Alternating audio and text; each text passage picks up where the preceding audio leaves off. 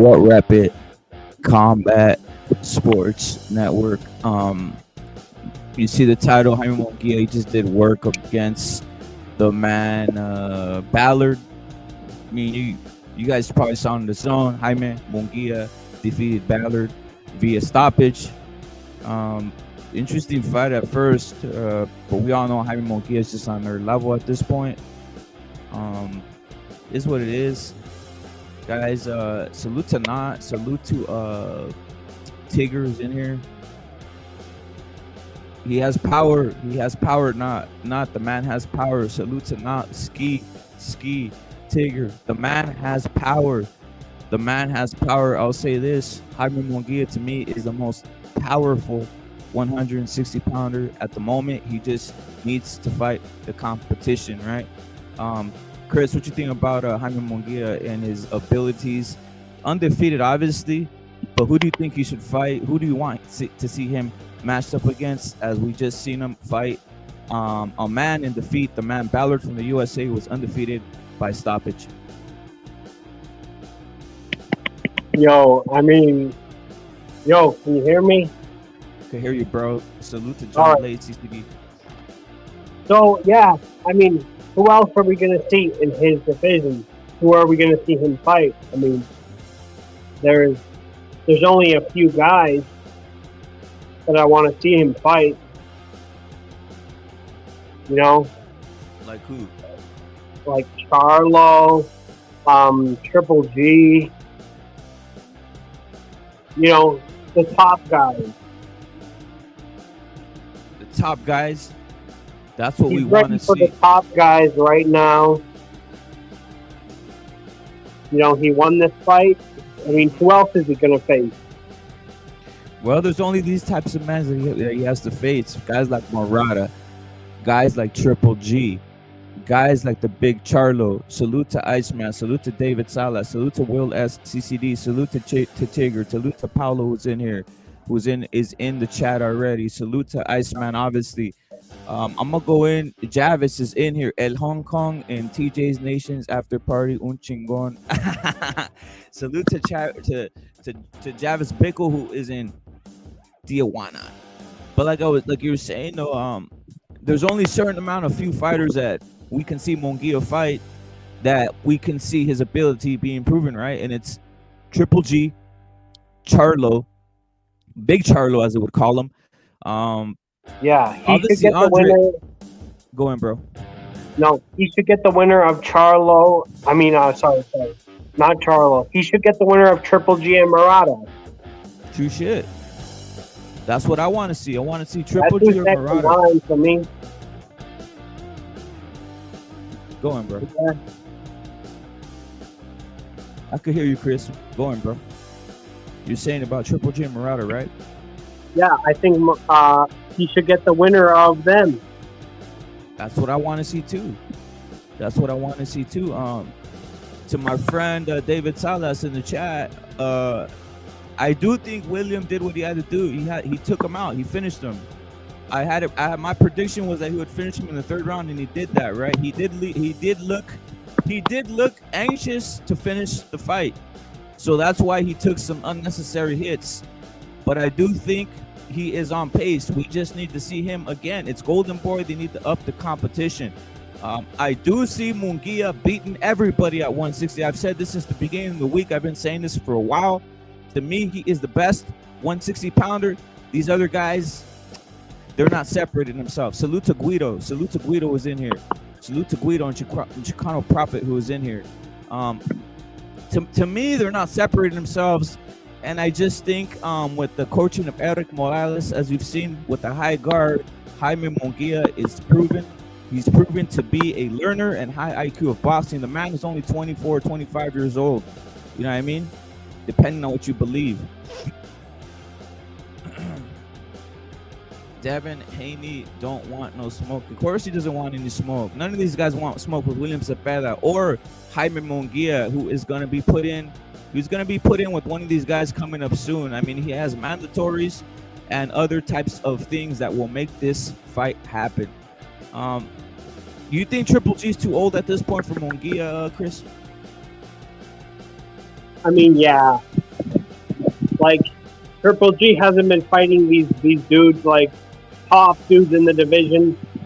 I mean, of course, Triple G, like we all love Triple G, his style and everything, but the man's 40 years old at this point. It's almost time to call it a day. So, yeah, I think he could get outworked by one of these younger, hard hitting dudes in these divisions. You know what I mean? That's what I see now. Do you think Jaime Mungia would get credit for KOing an older Triple G, or is it gonna be on some like, yo, he's an old man? By the way, by the way, Chris, dudes are out here being scumbags. Anybody who thought Ballard was gonna win, you're pretty much a fucking racist. Seriously, if you thought Ballard was gonna beat Mungia, you're pretty much a racist and you don't know nothing about boxing. That's just facts. Salute to Will S. And also salute to Omar E for being in here. He says salute to the CCD and Mungia. Salute to you, brother. Mungia did it. Like I've been saying since the beginning of the week. A champion, a killer, a man with a high out rate. I mean, they listed it today on the Zone. The number one fighter with the highest output rate in the entire 160 division, 60-pound division is Mungia. Second is Triple G. So this man is exciting and exciting and comes to fight, right? That's what I want to see from guys who want to become pay-per-view stars or stars of the sport of boxing. By the way, he's still young and he's still undefeated.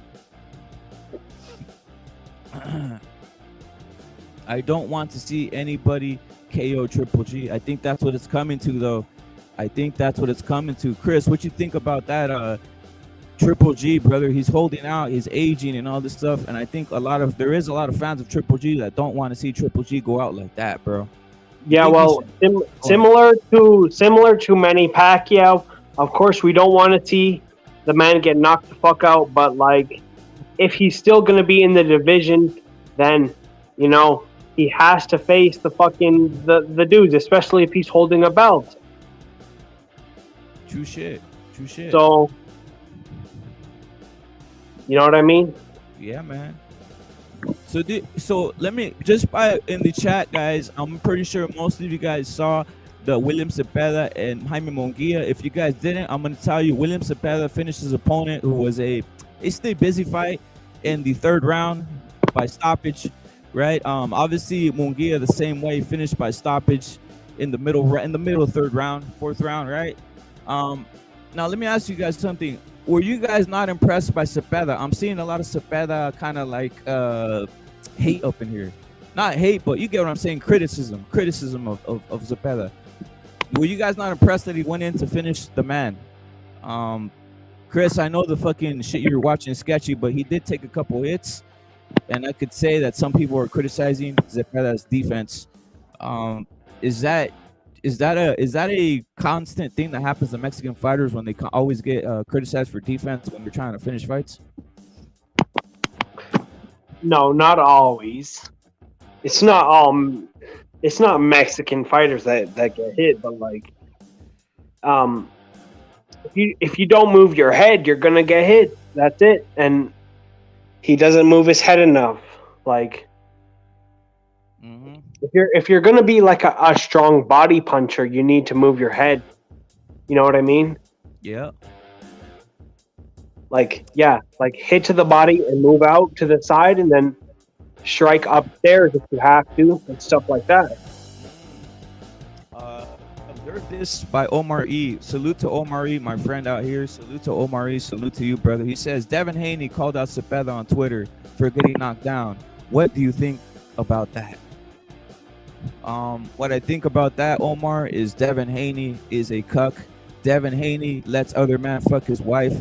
Devin Haney's dad sold his son to the booty cheek gang. Devin Haney knows nothing about boxing. Devin Haney is a constant ducker. When has Devin Haney fought any opponent of any consequence? By the way, when he does fight some of his opponents, guess what he does? He does not finish the fights. I mean, Devin, sacrifice yourself. Devin, how about you go out there and try making a fight? Exactly. Devin's new nickname is the Rainbow Warrior. And you guys know what I mean by that, guys. Devin's nickname is the Rainbow Warrior. You know what I'm saying? He sold his ass. He sold his ass for championships. He is part of the booty cheat gang. He is part of the booty cheat gang, guys. What do you think about Devin brother, trying to get hype? I had more punching power than Devin Haney when I was 11 years old. Okay, nobody Facts. can dispute that. Facts. All right. Devin, since you want attention from William Cepeda, how about I'm gonna give you the attention right now? What are you doing in a pool with P. Diddy? What are you doing in a pool with P. Diddy right here, looking suspect as hell? Since you wanted the attention from William Cepeda, I'll give you the proper attention. What are you doing in a pool with P. Diddy, looking suspect as hell? Chris, you see this photo? Why is there women in the background, but Devin Haney is in the front with P. Diddy instead of hanging out with chicks? Tell me what's cracking here, bro. Well, if I was Devin Haney, I'd put my shirt on right now because hanging out with P. Diddy, you never know what's going to happen. Okay? Shit. And second, what the fuck is he doing hanging out with another man in a swimming pool? Yeah, Get man. the fuck out of here.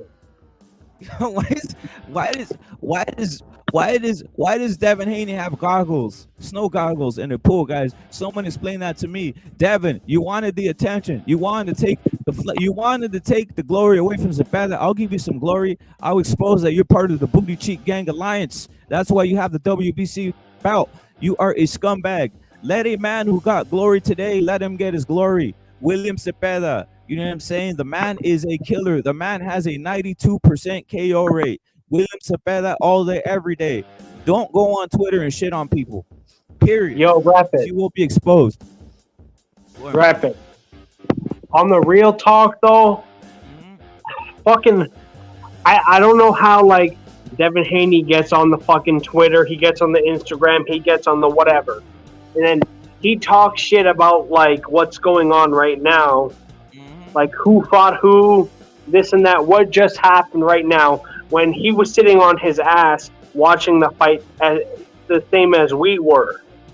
True shit. Get the fuck out of here, dude. You didn't do anything. You sat on the couch and fucking watched the fight the same as we did. Exactly. You know what And I mean? why? Notice these guys always go after clout. Why don't they just let a man have his glory? Salute to LT. Salute to Punch Smollett. Salute to Javis Bickle. Salute to Will S. Javis is in here with the Davina diving and murking waters. Salute to you, brother. Will S is saying deep sea diving for sea cucumbers. Facts. But why do these guys always come out for glory when it's another man fighting? You think William Cepeda goes out and makes a whole fucking tweet when fucking Devin Haney's out there going 12 rounds and fluffing up Linares? By the way, guys, notice something of Jorge Linares. He got beat thoroughly in Russia today, and that is Devin Haney's best win of his career. Ain't that crazy, Chris? Devin Haney's best win of his career is a man who got done dirty in Russia today. Jorge Linares, who is thoroughly washed. Yeah, well, Haney couldn't even drop or KO a shot Linares, all right? And Linares made him do the salsa dance in between rounds, all right? So Devin Haney's a fucking bitch. I'm sorry, all right? He's a bitch. He don't have no punching power. He's a Floyd Mayweather replica, except he don't have the skills. He don't have the jab. He don't have nothing. He's just a Floyd Mayweather shoulder roll replica. Okay? So get the fuck out of here with that. True shit. He wishes he knew the shoulder roll. He wishes he had power. I mean, this man couldn't even pick up. Look at, if he's out here into jock sniffing, which he probably is because he's part of the Booty Cheat Gang, he's probably eating. Devin Haney probably likes eating ass. He couldn't even eat ass as fast as fucking Floyd Mayweather. Put it that way. He tries replicating everything. He tries replicating everything that Floyd Mayweather does. He's probably trying to eat ass out there somewhere. But well, yeah, hold on.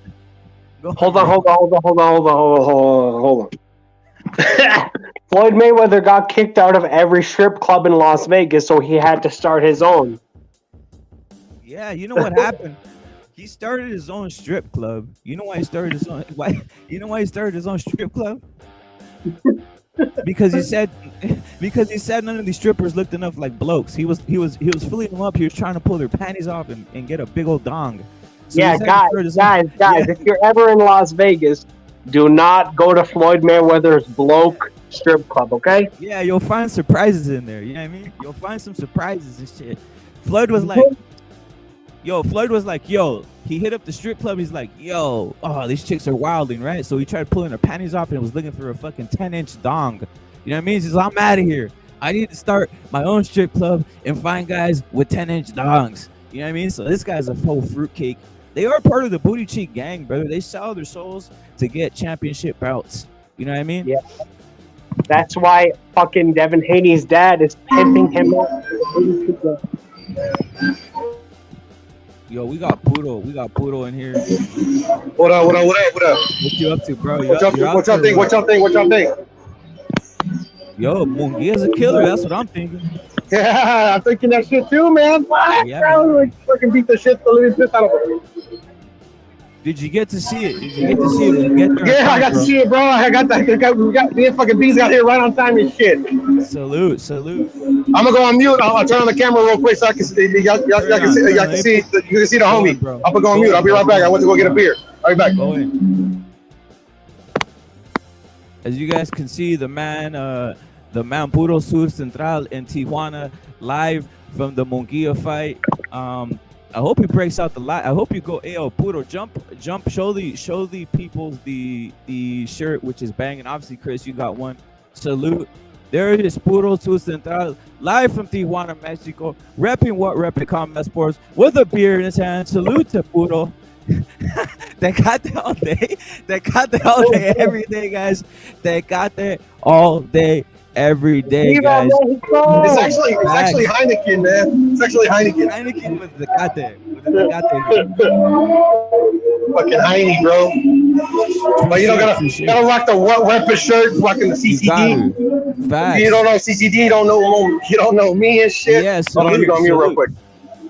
No doubt. As you see, Puro Sur Central rocking the What Rep It Combat Sports shirt, CCD up in here. Salute to everybody. What Rep It about? I'm already blowing up in Mexico, guys. I'm already blowing up in Mexico. I'm blowing up worldwide. You know what I mean? Viva Mexico! Viva Mexico, cabrones. You know what I mean? I'm even big in Canada, right? Salute to Chris Gore. I'm big in Canada. We're big everywhere. Chris. Period. Bye. Salute to Chris. Salute, yo, we got beans right here, bro. Look at, we got beans on the camera right here. Say something to the camera, bro. What up, Beans? They hear you. Yeah, bro. What's up, Rep It? Salute. Yeah. Yo, Yeah, they can't hear you. Manguilla time. Hong Kong. He's like, Mungia time. Manguilla time. Yeah, for sure. Oh, let's go. You know, like fucking, I met Beans, bro. Like, we all need to meet up and shit, bro. Yeah, I'm going. We'll see what's cracking on the Rey Martinez fight. Is he going to Rey Martinez or is he already obsessed with the what's he think of Hong Kong? What happened? Oh yeah, he thought it was awesome. They're asking what you thought of the Hong Kong shit. So that's live? Huh? Yeah, it's live. They don't lie, man. I was up. I saw Yeah. Young Bill enjoying himself in Tijuana, Mexico. You know what I'm saying? Going to the Hong Kong. Those who know, guys. I mean, it is what it is. But you guys see it. They're still at the festivities. Yeah, it sounds like they're having extravaganza over there in Tijuana. Exactly. Fun shit, man. Fun shit. You know what I mean? Fun shit. Young Billy enjoying the extravaganza, the activities in Tijuana, Mexico, as Mungia went and did them dirty live and direct, as Paulo is saying. And like I said, who do we see next for the man? Jaime. I see the man Triple G would be a great fighter, or even Morata. If they got Triple G going in versus apparently Canelo at the end of the year, I'd like to see Morata versus Mungia, which is a Japanese bloke. I don't know if you've seen him, Chris. If you've seen Morata fight. Yeah, I know. He's supposed to be Triple G's next opponent. Yeah, man, for reals. But it got. But Japan. yeah, listen, bro. Anyone in that division, I would like to see him against. True shit. True shit. Not saying they're going to Hong Kong to get a different type of cab driver. Salute to you. Nah, salute to you. Hong Kong is a gentleman's club, guys. But if any of you guys don't know, in Tijuana, a beautiful place. A beautiful place to be. You know what I'm saying? Just stay away from the Tijuana Donkey Show is what Will S is saying. Mungia would destroy everyone at 160. That's what I'm saying, and I'm going with that. I've been saying it the whole entire week, and it is what it is. You know what I mean? Time to face a champion. Facts. That's what I say. Punch Smollett. He needs to face a champion. Now, who is the one that has to make this happen? It's not Mungia. It's Golden Boy Promotions, guys. That's the one holding them. That's the one holding it all back. It's Golden Boy Promotions, guys. We can't blame. You know what? I've came to the conclusion that we can't blame the fighters unless they're out here capping in regards to saying that they are in control of their own destiny. That's why these PVC fighters, they always say that they own their own business and they are in control of your destiny. That's why I do tend to go in on guys like Earl Spence, who says he is in control of his own destiny. You get my point, guys? Salute to you, Chris. Salute to you. Notice something. I just said right now that Mungia is basically promoted by Oscar De La Hoya, right? Oscar is known to be a pimp and really take the fighters the way he wants to take them. So in other words, the man is really not in control of his own destiny. That's why I can't go in on Mungia. I can't say, yo, who is he gonna fight next? I can't say, yo, bring on the next man, right? Because the man can't control his own destiny. So it is what it is. I hope he gets these fights. I hope Mungia gets these championship fights.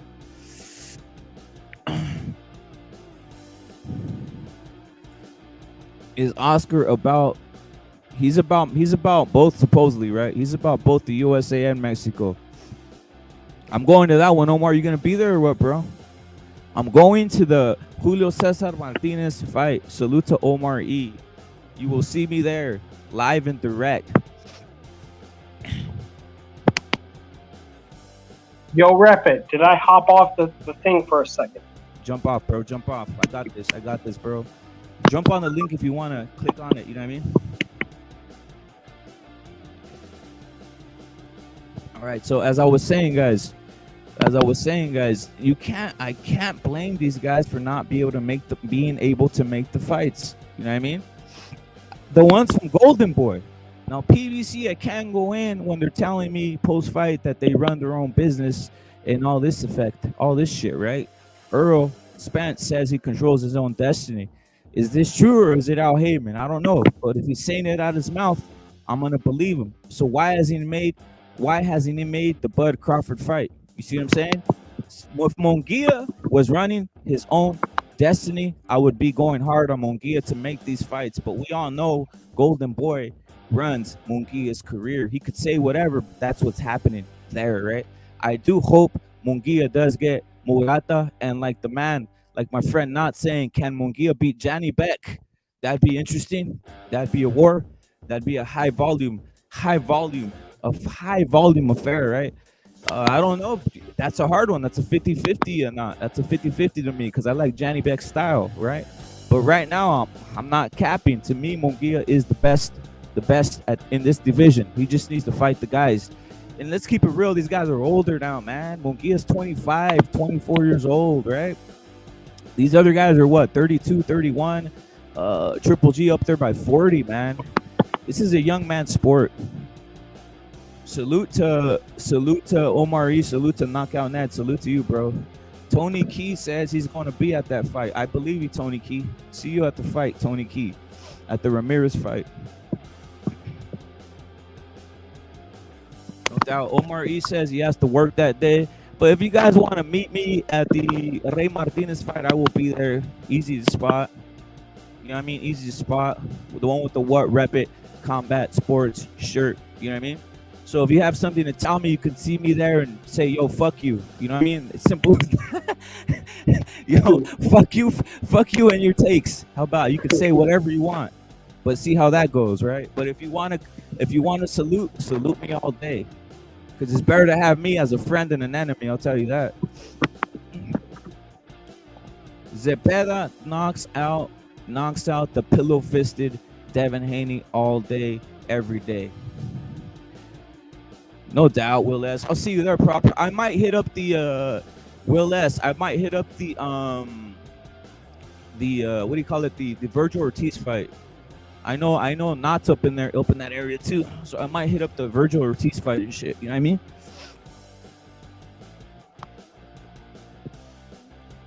Now Dimitri Andre and Johnny Beck Mungia, that match look and Johnny Beck versus Zepeda, but Johnny Beck said he's moving up to 168. That's what I was thinking. Javis, that's what I was thinking. That's why it'd be a great fight, but I did hear Johnny Beck is moving to 168. By the way, I know Javis knows boxing, and I know the man not knows boxing, and everybody in this chat knows boxing, because a lot of guys don't even know about Johnny Beck, brother. It's crazy. It's almost like an underground type of fighter, which he shouldn't be, right? But Johnny Beck is an animal. To me, at 168, he does do destruction on a lot of these fucking cappers. You get my point? And like I said, that's why I'm high on a lot of these guys that put high output in volume punches and have a hardcore chin. You know what I mean? I'm not one to say he's not getting hit, because at once you move above welterweight, guys are getting hit. It's just simple as that. Guys are taking hits.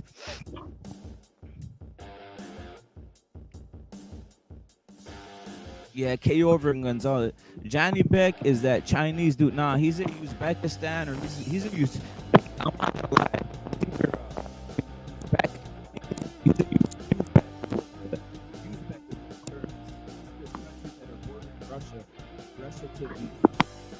Russia to the west of Russia. All those like Uzbekistan, Kazakhstan, all those types of countries. That's where a lot of these fighters come from, right? These half Chinese, half white looking type of guys, right? But I don't care, regardless of what people say. If you guys saw the fight, he did the job. He did finish the job. He did do these guys dirty. Thank you, bro. Salute to Tony Key for saying it. Great. Thank you, brother. Thank you. The former USSR. That's all that knows history. Yeah, they are satellite states of the former USSR of the Soviet Union. Yo, Nah, are you still there, brother? Are you still in the chat? Nah, I hit a bet, brother, right before this. I did a bet, or I parlayed Zepeda to KO the man in the third round, and obviously Jaime to finish his fight within the distance by KO, TKO, or disqualification. So what rep at Combat Sports not only talks boxing, knows boxing, but bets boxing. He's saying my mic is fucked up. Can you hear me, guys? Is my mic still fucked up? Not.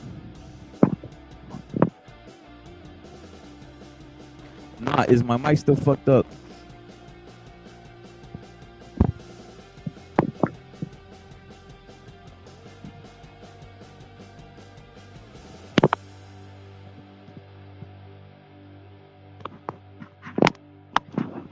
Give me a second then.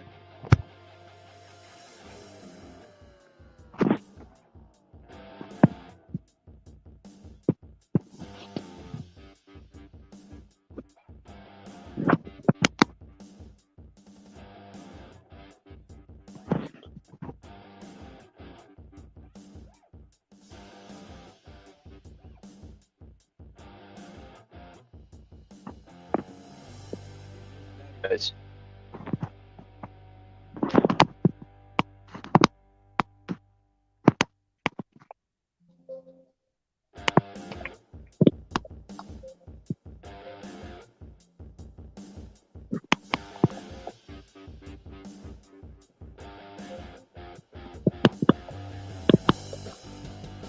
Is this better, guys? I think I might have rectified the mic shit. Yeah, it's better. Rep it. Turn off the music. Yeah, let me turn it off, bro. Let me turn it off. My mic is fucking up out here. Give me a second, guys, as I rectify some of this bullshit going on.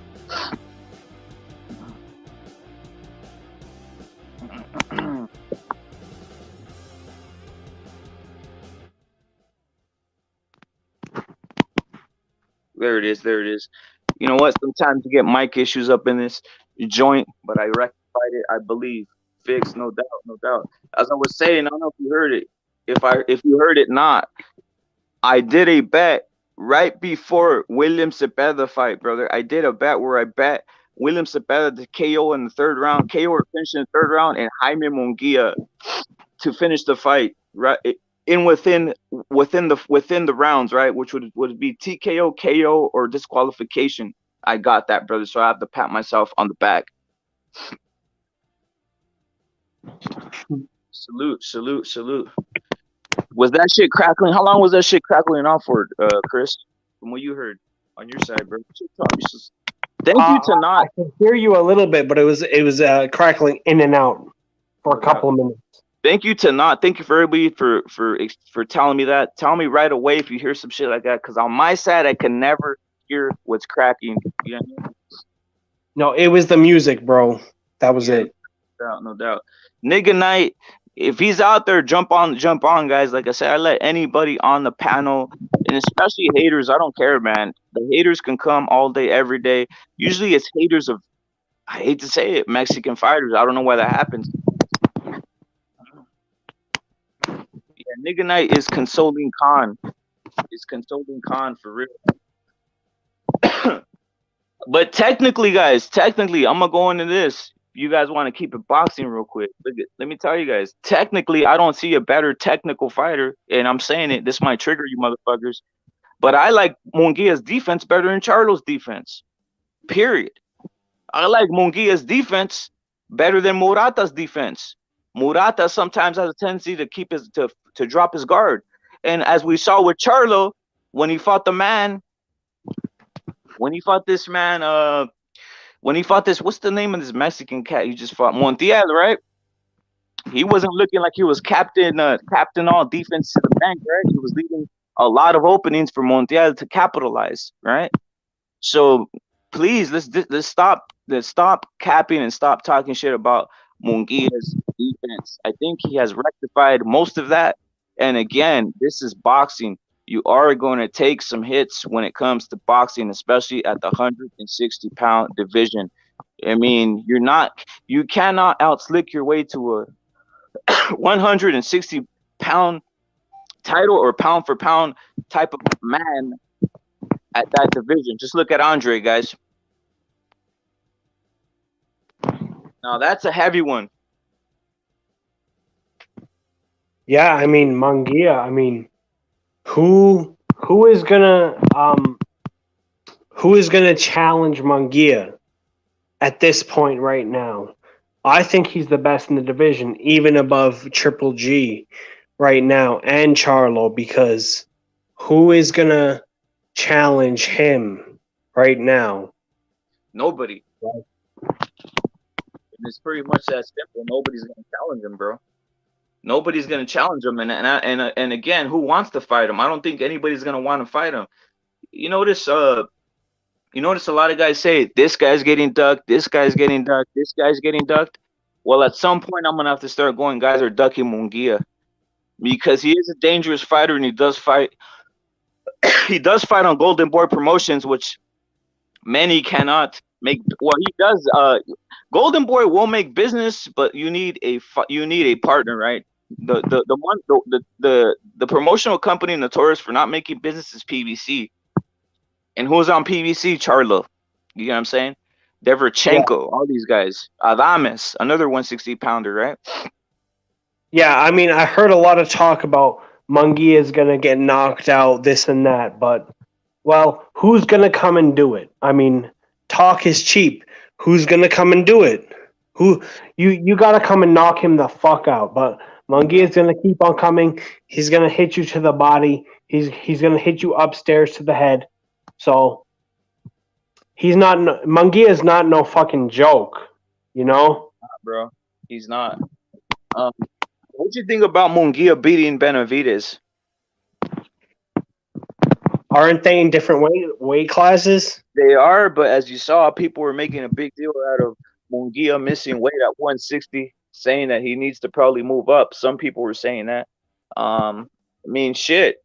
How do you think Mungia and Benavides would match up? Both are volume punches. Salute to David Salas for bringing that up. I mean, fuck, man, that's a hard one. That's a hard one, David. That's a hard one. You know why? Because I don't see Benavides' defense being all that spectacular, to be honest. I don't really rate Benavides that highly.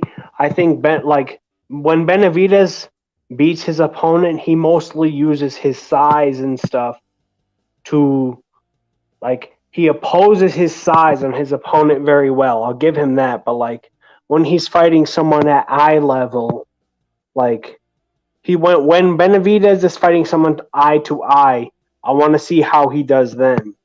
But honestly, I don't really rate Benavides that high. Like people saying Canelo, motherfucking Canelo, Benavides. I mean, really, bro? You really think Canelo will struggle with Benavides? No. I don't think so. Yeah, I think Benavides is too young for Canelo, guys. I know people want to see the blood, but let's keep it real. Canelo's an experienced fighter at 168, brother. He's just gonna destruct this. He's gonna cut through the man's defense. That's not knocking David Benavides, but David Benavides himself is still a young man. He's 23 years old and shit, man. I think it's best he don't even fight Canelo, to be honest. He needs to work on his defense. I love Benavides is one of my favorite fighters, man, but he needs to work on his defense. I mean, he has the size to face Canelo, but does he have the skill? No, not yet. So yeah, he should be fighting guys smaller than him, dude. But no, not yet. You know what I mean? Yeah, man. It's just we want to jump ahead, right? Like, I hate to say it. I'm gonna go in on this one too. Canelo will literally destroy Maul Charlo, the big Charlo. He will destroy him. He will maul him, literally. Like, come on, man. A Montiel doing business on big Charlo, and people think that Charlo is gonna be able to go a distance with Canelo. I think it might be a mauling. And I basically had to reevaluate this the other night as I was watching film on Charlo Montiel. This man will get mauled by Canelo, guys, and trust me, I had been thinking about it in forward. Who's the best opposition for Canelo? But for when I was looking at the film the other night, the man Charlo he's not all there. He's not what people are saying. His defense, he needs to work on his defense, and actually his even punch resistance is suspect. For 168, I think his punch resistance will be suspect, guys. Yeah, no, it's not Charlo for sure. Canelo's hardest opponent is Better BF at 175 pounds. Mm-hmm. That's absolutely his hardest fight. But even then, I think Canelo could win the fight in a very tough, war. You know what I mean? Yeah, man. He's saying, the homie Javis is saying, he says, compa, las trocas llenas de dinero siguen en la frontera de Canadá. Yo, he's saying that basically the trucks are still at the fucking border of Canada, guys. So, yo, what you think about that, Chris? Salute to Abe. He's saying, obviously, you know what's going on over there, bro. This is keep it boxing, bro. We're not trying to get into politics over here, but yeah. No politics, yeah, but he's Chris wants to keep it boxing right now, but you get my point. Fuck Trudeau, fuck his mother, and fuck everything he stands for. Seriously. Hey guys, drop the kid a super chat if you want to help me out on get on a banana boat to get me the fuck out of here, huh? Yeah, Chris needs to get the fuck out of Canada. We're gonna I'm gonna be his coyote. I mean, I'll pick you up over there by the fucking I'll pick you up over there by the you just gotta jump the fence. You know what I mean? Do you guys even have a fence? Every time I've been, I've just flown through to Canada. Do you guys have a fence by the border and shit or what? No, I could literally sneak across the the goddamn river. But hey, help me on the banana boat. Let me go. Let me go to Brazil. Let me fuck the beautiful Brazilian mamacitas. You understand? Fidel Jr. is his name. True, that guy. The guy's a scumbag. This man Trudeau's a total scumbag out here. You know what I mean? Al Dog, I agree with Al Dog. He's gonna end fucking the Mutt Triple G. Salute. You're right. Mungia will end the Mutt Triple G. Salute to the man Al Dog for coming with a real take. That's the truth. Fidel Jr. Canada is the new China. It is, brother. It is. It's ridiculous. These guys are getting trapped over there, bro. These guys are trapped over there, right, Chris? It's fucking crazy, man. Well, not really. Like, it's pretty normal here, but there's a lot of shit going down at the capital in man. Ottawa. But like, what's going on over there in the capital in Ottawa? It does affect me. What's going on here in the West? Yeah, man. They're basically making you. They're making you submit in a sense, right? All of you guys. Well, not really. I mean, you should watch some of these fucking videos. Well, they're not making everybody. There's resistance, as they call it, real resistance. But you get my point, right? A lot of these guys are submitting, right? A lot of these faggots are like out here, yo. Let's just do what they want us to do. That type of shit, right? Well, most people here are against Castro. I mean Trudeau, against his ways. Like most of the people, like this cocksucker is a political failure. So, this is a boxing channel. We ain't trying to make it about this. But yeah, fuck these fucking Trudeau motherfuckers. Fuck the Canadian government and fuck these cocksuckers imposing this shit. Anyway, does anyone want to help me get on the fucking banana boat to get the fuck out of here or no? True shit.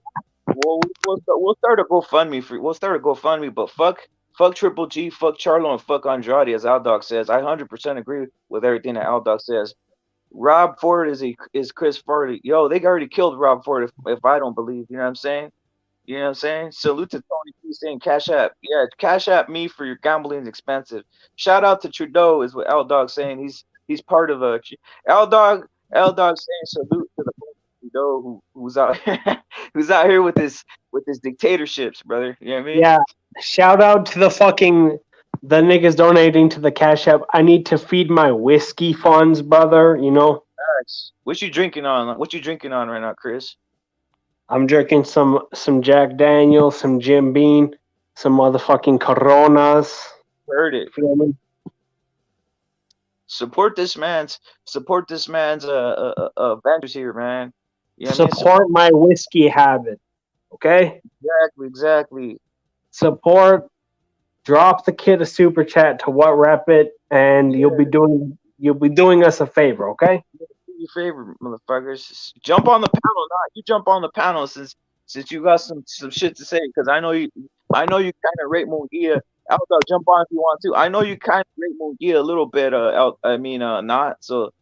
You unrate. Yeah, Al Dog, jump on the panel if you want to keep it boxing, bro. Man, not always. Not never drinks. Not is a sober man. Not is 6'5". Not is the kind that is just eats fucking what's that shit called? All that great shit with these. These hipsters like eating all this like fucking these green teas and shit. Not the green tea that that Valdez eats. That's the great shit. You know what I mean? That's the shit that makes you a man. No, he's smoking the Valdez tea. That's what he's doing.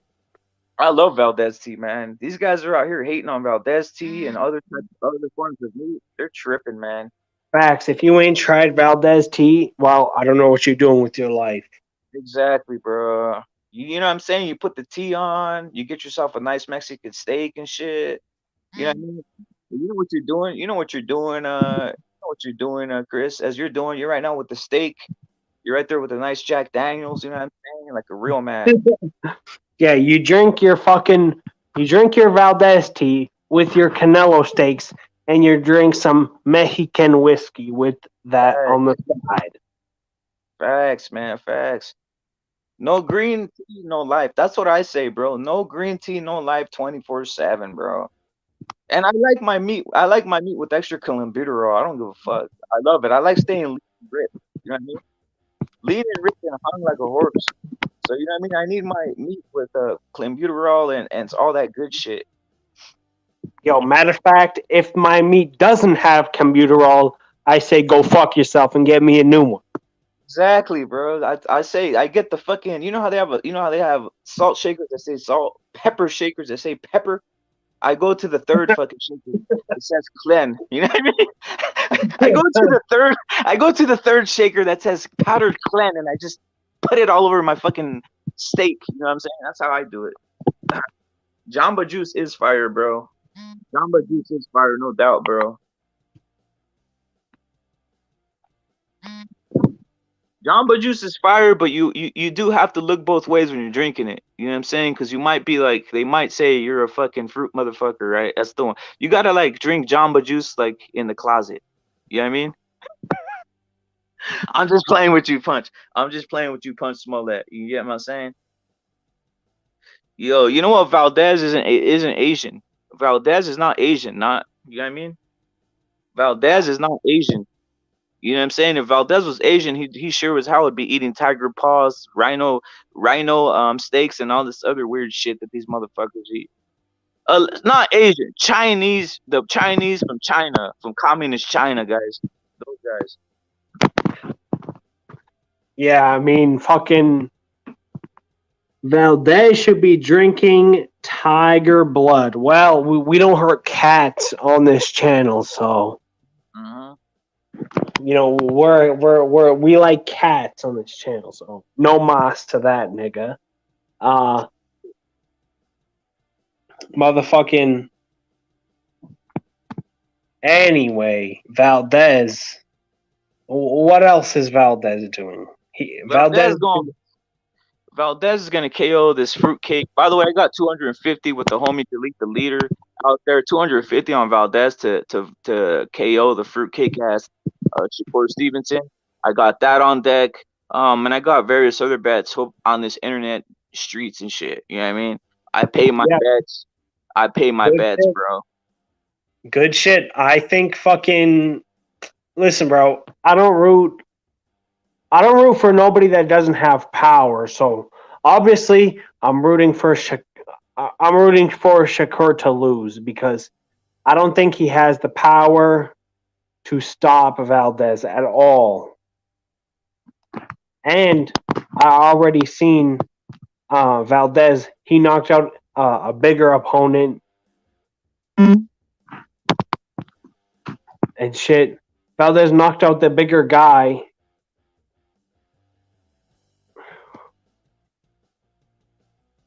You talking about when he knocked out the man fucking Burchell?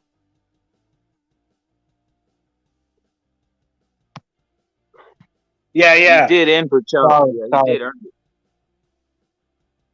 Yeah. When he knocked out the bigger guy in Burchell and fucking he knocked him smooth out. There wasn't no fucking discussion about it. He got the win. So, I mean, Shakur, what is Shakur gonna do? Fucking hit him with the jab and pop shot here and there? And like, what? He's gonna fucking hit him with the jab and stuff and like try to hit the body? No. I think Shakur is gonna see through all that and he's gonna walk through those punches that Shakur will throw at him. And he could possibly get the stoppage, but I have him whooping his ass like motherfucking Barrera did Prince Nassim Hamed. True shit. We got the man, the homie Jalik the Leader, who's going hard with Shakur Stevenson. I have a bet with my friend Jalik the Leader. Obviously got 250. Yo, Jalik, jump on that stream if you want to debate that one, brother. I'm telling you, I'm going Valdez all the way. And yes, not Mungia will KO Adames in a matter of seconds. You know what I mean? Maybe I'll say 3 rounds. 3 rounds for Mungia versus El Caballo Adames. And it takes someone like not to know some of these guys, man. Yeah, we saw the poster. We saw the poster, Sergeant. It didn't look too appealing. It just basically it was just basically all Mexican posters and shit. You know what I mean? On the poster they had on Valdez's side, they had like Aztec writings, and then on Shakur's side, they had like graffiti on the wall type True shit. shit. True shit, man. True shit. I don't know what that's about. I mean, the poster looks like shit to me, but there's a lot of people complaining about it, and like, I don't really give a fuck. I just want to see the fight. Facts. This should be the poster right here, Chris. This should be the poster right here. It's this one that you're looking at. You know what I mean? Facts. This should be the poster, man. I really think Shakur Stevenson is in deep water. It's deep water he's never been in. And like I have it on the poster, the shark eating Shakur Stevenson and Valdez laughing. I'm telling you guys, there's differences in ability. I do know Shakur Stevenson has the ability and is highly rated by many, right? But sometimes you biting off something too early. Shakur Stevenson is still young, and I think Valdez has the experience, the foot speed, obviously some power that Shakur has not faced yet. Who's the best guy you've seen Shakur face, Chris? The best fighter.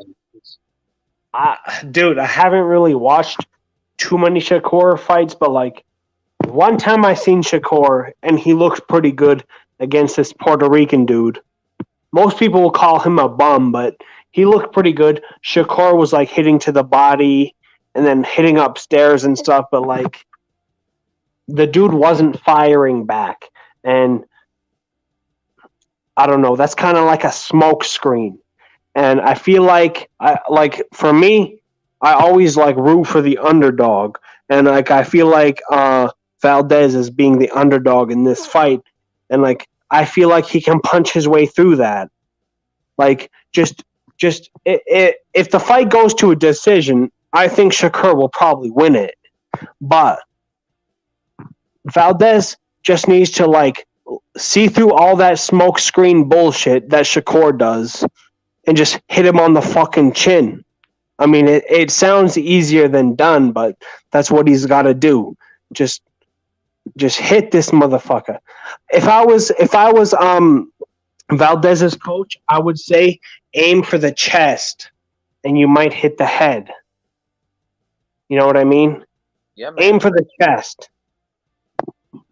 Yeah, we got Jalik, the leader, in here. By the way, Chris Court, a man who's boxed for 20 years. Salute to you, Chris, for bringing that knowledge about aiming for the chest and hitting the head. That's a great tactic, brother. We got Jalik. Jalik, what you think of some of this heat being thrown at Shakur? Obviously, you believe in Shakur Stevenson. You and I are friends. Bet on it. But tell me what you think about some of the things leading up to the fight, brother. What's up, Rapid? Thanks for having me. What's up, my man, Chris? Salute. First meeting you. So what I think of the so far, it's a good fight. I think it's gonna get pushed back to June. I think they're gonna say an injury or they're gonna say COVID. That's just my. I think I told you offline on that one. I just think that's what they're gonna do, and the fight should be pretty. I think he gonna see the thing with Shakur. He got real good defense, man.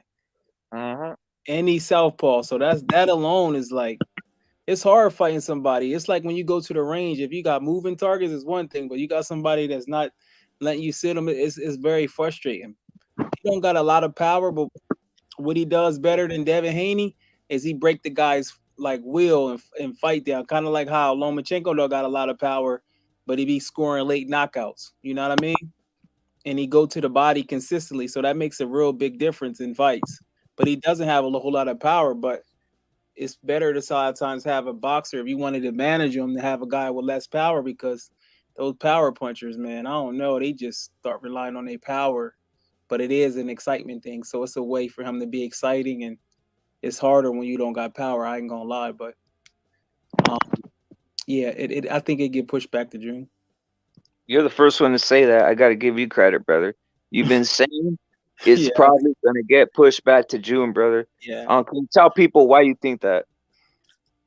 Just the proximity to because Reynoso, who is he? He got Canelo and he got Valdez. Yep. How did he had homeboy last fight, right? Cuban guy, what's his name? Frank Sanchez. I didn't watch that fight, but yeah, Frank Sanchez, he fought a Christian Hammer. Reynoso was in his corner. Yep. Okay.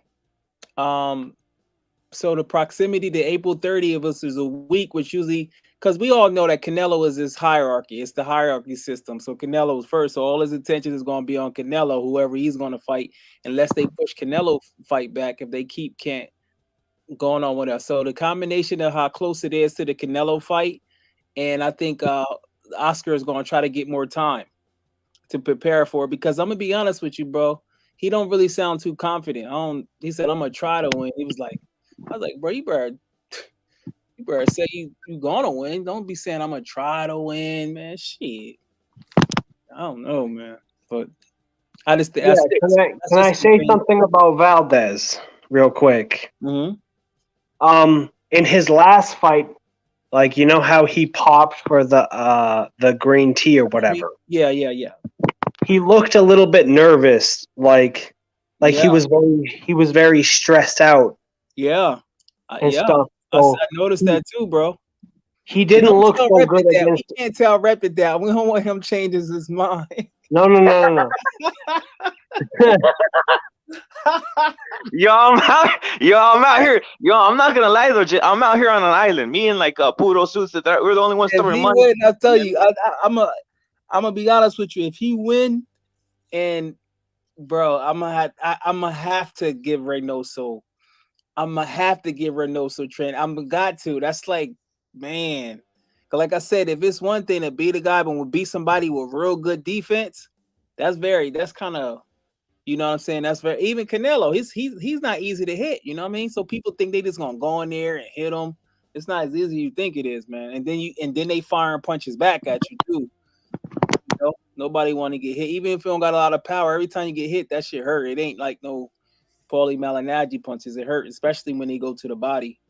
So it's going. If he win this fight, man, that'd be crazy. But I'll give you the 250. But I'm like, whoa.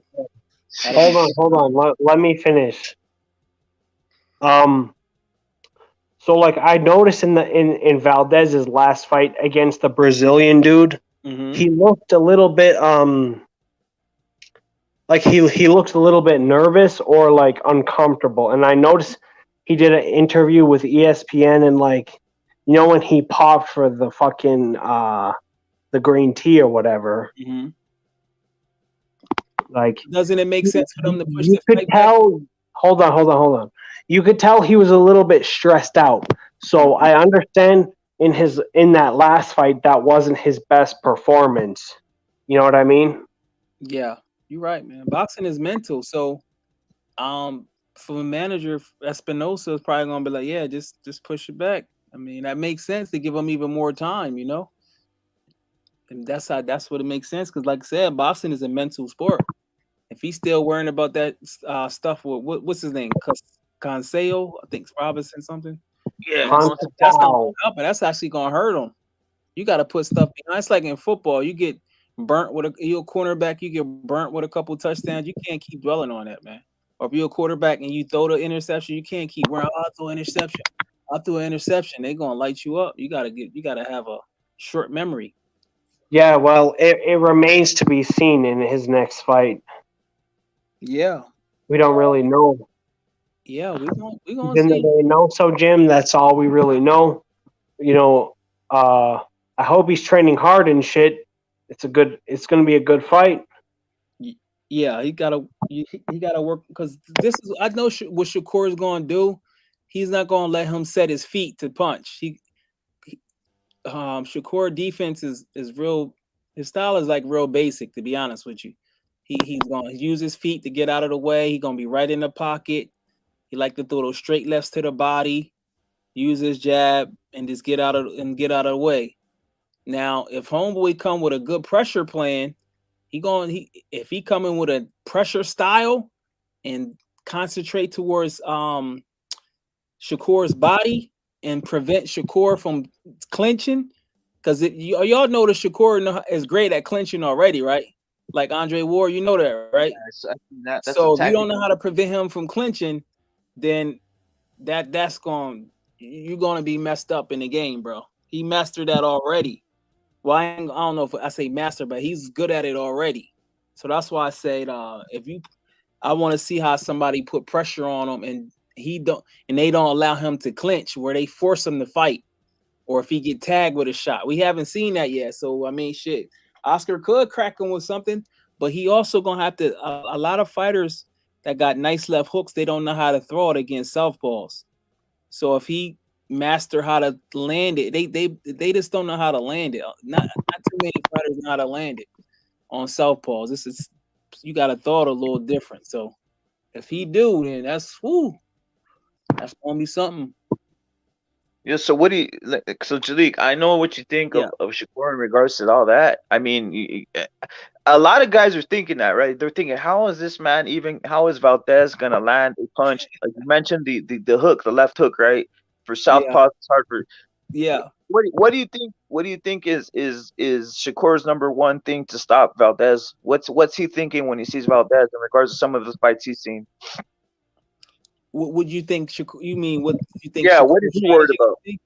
Yeah, what do you think he's worried about? If I'm sure he probably worried about the power, but one thing about Shakur, he very confident in his defense, and he don't like to get hit.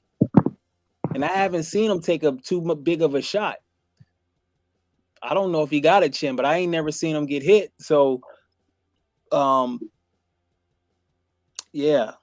I think it's the jab. Like the jab of Shakur.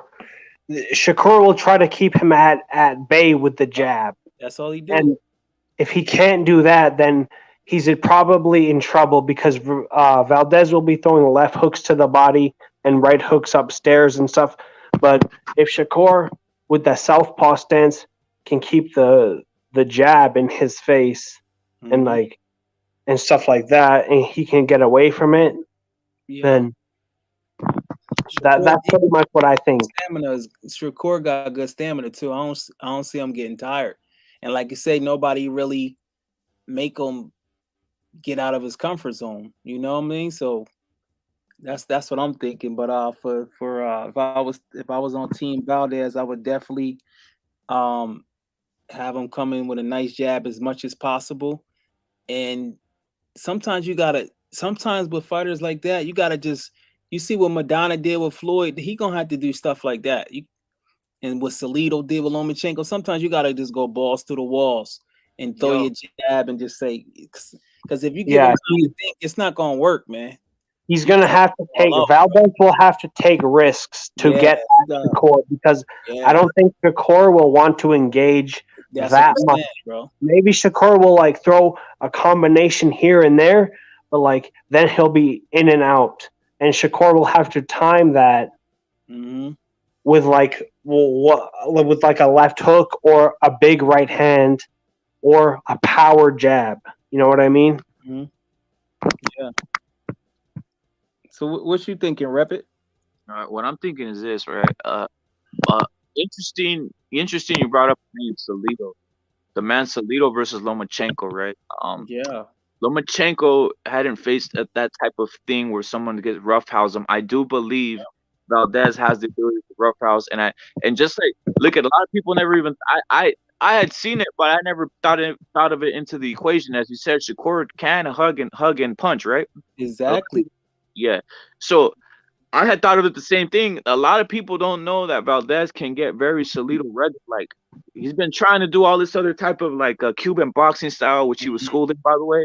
But he can get back. I mean, for my own interest, I would hope that it does turn into something like Salido. Salido is not fucking. I would love to see that. I do too. Yeah, I want to see that.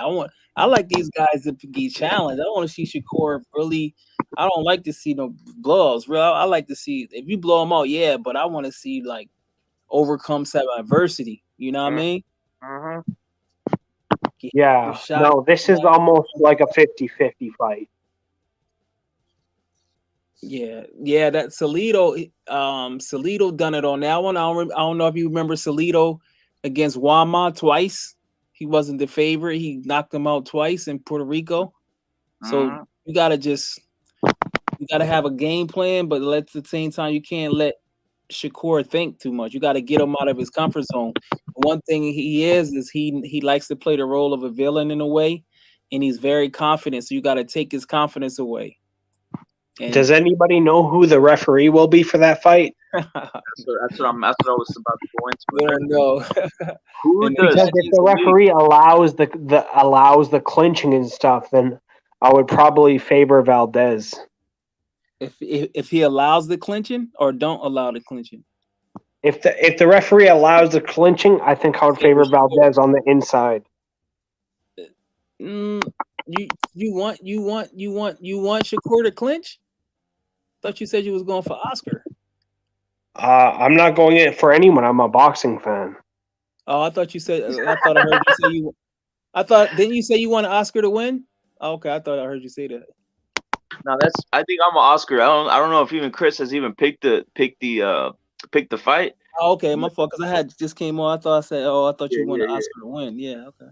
I favor Oscar to win by like maybe 60-40, but okay. I do think it's a 50-50 fight, but it's hard, man. It's a hard fight to pick, so you man. think if they clinch, and you think that favors Oscar or Shakur? Oscar. Oh. Because I think Oscar will be able to land the body punches and stuff, and then from the body he'll go upstairs, and then that's where I think he could win the fight. That makes sense. Yeah. Yo, I don't want to change the subject, but I'm gonna change it real quick off something. Yo, Jalik, what you think of Cal Brook just doing Amir dirty, bro? Amir Khan dirty. Didn't I say 6 rounds? I told you that. Yeah. I said within 6, didn't I? Yeah. I told you. I said by 6 rounds, he getting him out of there. Man. Yeah, man. I told you. Why was so many guys riding the Amir Khan bandwagon, like acting like Amir Khan was gonna come and do something destructive? I don't understand that, brother. Ain't it kind of weird? And I think he retired. I think it's on the internet. Seconds out, he said he retired. Amir Khan and Homeboy said he wasn't sure if he had continued too. He had said he had talked to his wife, but I won't be surprised if Cal Brook fights Josh Taylor next or Conor Benn. That'd be a great fight.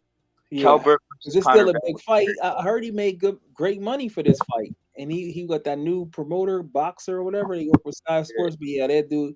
Because if you notice, ESPN picked it up, right? And then they was congratulating him. And you know, ESPN has Josh Taylor now, so they'll come together in the UK. That fight would be huge too. And that'd be a good fight for Josh Taylor's first fight at 147. You know, I think Josh Taylor might be better at 147. We'll see. You think so? Josh Taylor and Cal Brook. Yeah. I don't think that'll happen. That it's a business. That fight is big, man. That would be cool to see, though. Yeah, from a that's how you do it. When you move up in weight, unless you like an anomaly, you test the waters out first. So why not test the waters out on a guy that's a big UK name that's coming off a big win and he's fading out? So it's like the takeover thing. You know what I mean?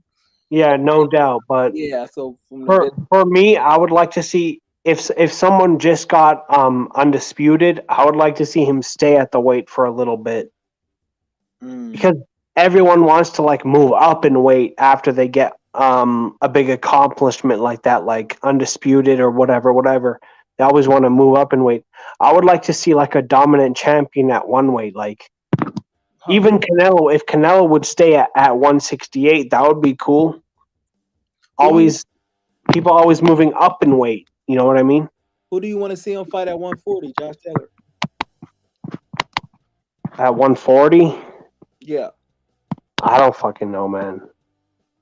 I wanted to see Josh Taylor versus Terrence Crawford because there was a possibility that fight might happen, but I understand that's at the weight class above. Right. He said he wanted Crawford. That's why I think he's going to move up.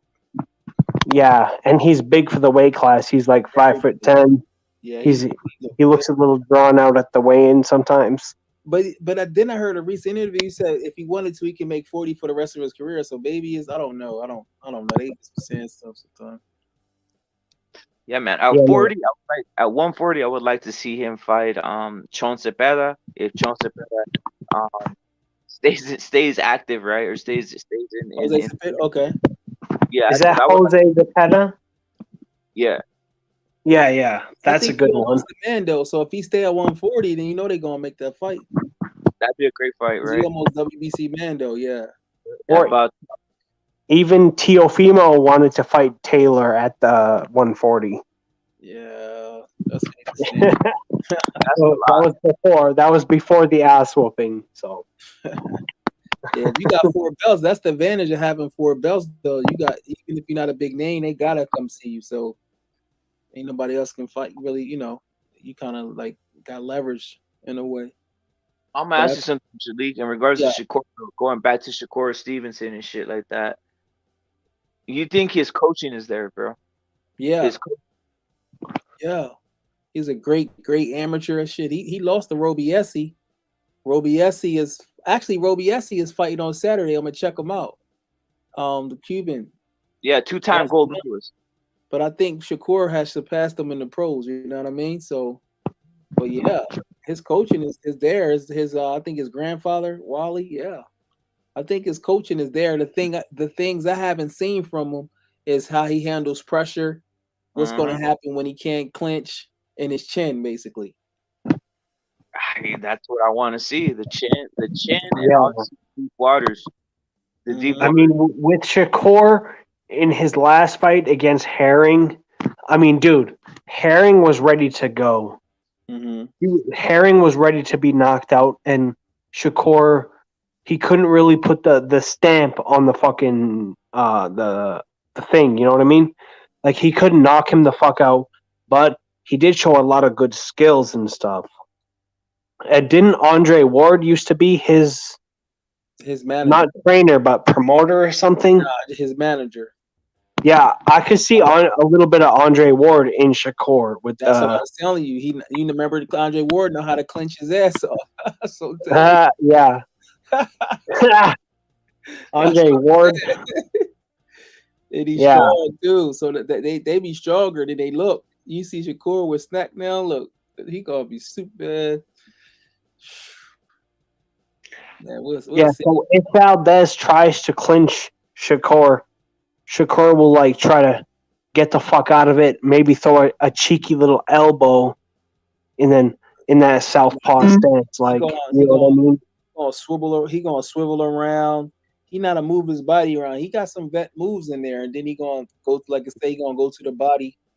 100%. But Shakur's never faced like a puncher like Valdez, like a good body puncher and stuff like that, like Shakur. You think Valdez a good body puncher? Valdez. You think he a good body puncher? Yeah, I rate his body punching. Just the problem is the competition he's been in with. Sometimes because he's training with Canelo's coach. So I think he's a good body puncher. 4 years, right?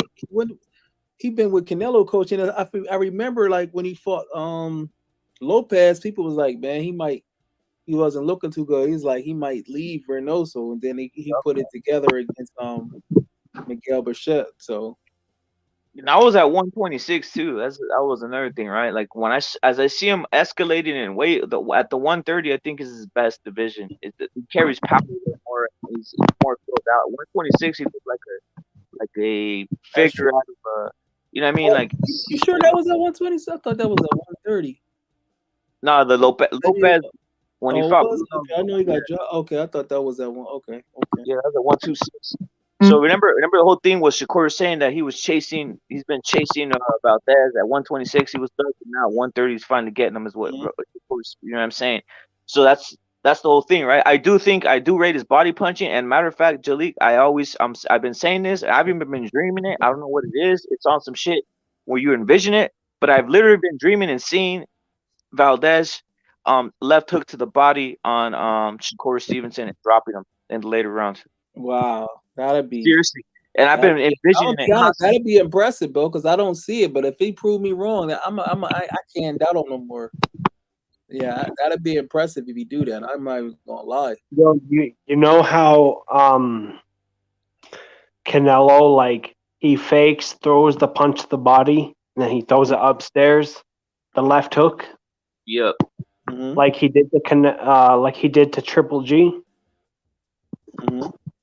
I think that punch is probably going to be the money shot, like Repit said. It's going to have to be that, or like a big overhand right that catches Shakur. Other than that, Shakur probably outboxes him. I hate to say it, but Shakur will probably outbox him with the right jab in southpaw. Like Shakur likes to work the body too. Like he has the right jab in southpaw, then he hits the left hand to the body. So he'll have to catch him between those punches to catch him clean on the chin. And that's not easy to do because Shakur is always moving and stuff. So I don't really know. It's not going to be a clean punch if Valdez lands, but he's going to have to like really like put himself out there like fucking Chavez or something. Yeah, he's going to have to like lean into the body punch and then go over the top with the head punch. He's gonna have to have a game like that, and he can't allow himself to get frustrated. It's frustrating when you can't hit nobody, man. It's frustrating if you're doing your best and you can't even land a good shot. You're like, wow, you know, and you already losing and you taking punishment. That's like that's discouraging, you know. So yeah, what opponent? I'm gonna ask Chris and yourself. What opponent has Shakur fought that has any type of foot speed, or to even try getting lateral on him, or just basically avoiding the pocket? Nobody. His level of competition isn't really. I mean, he's kind of new to the game, so he's really. But he's fought nobody that can. Shakur has fought nobody that can even compete with him. That's why this fight is so interesting. Yeah, and they're gonna hype it up too. You know they're gonna hype it up. The only reason I'm bringing that up is because I always hear like, and obviously it's me against me, and obviously Puro Su Central Boxeo who said this constantly too. Basically, the only guys on YouTube betting on this shit, like openly and all this type of stuff, right? But most people are out here are saying, "Yo, he's gonna get outboxed." I'm like, I will believe that if I see it in the ring. I know Shakur has the ability. I've seen his ability, but I've never seen him face anybody with foot speed. And I do know Valdez has a certain amount of foot speed. Think so? Yeah, I do. I think Valdez has foot speed. He can run the fucking round around the ring. Yeah, no. Run around the ring. Fucking Shakur's last opponent was who? Jamel Herring. Jamel Herring was ready to go. He was ready to get knocked the fuck out. If even Tank Davis was fighting fucking Jamel Herring, he would have knocked him the fuck out. He was ready to go. Tank got more power than Shakur. Yeah, that's right. He has more power than like a lot of people. Yeah. Yeah. I'm just making an example. But like Herring was ready to go. He was ready to be knocked out. And Shakur, he didn't knock him out, but he made like a standing TKO. Yeah. But against Valdez, it's not going to be that easy. Valdez is going to he's going to be on the inside. He's going to make it harder. I hope so. I want to see something competitive. Like I hope it is, you know. You never know. He hit a homeboy with a shot. Shakur fight a different way, you know. Salute to Pounds. Very comfortable. Salute to Pounds. Yo, what you think of what Punch Molat says? He says Shakur is gonna be on the back foot. Yeah, he'll be on the back foot, but he also gonna be in the middle of the ring, and he gonna walk Oscar down. Yo, I'm glad you said that, Julie. Because I think a lot of guys keep on talking like saying like Shakur is gonna be. I think he's gonna be trying to. It might even be the opposite of what people think. I think maybe Valdez utilizes the same type of tactic he utilized with Burchell, where he basically tries to box Shakur Stevenson. That's what I think might even happen. It might happen. I want to see. It's being interesting for 3 rounds to see what goes on there.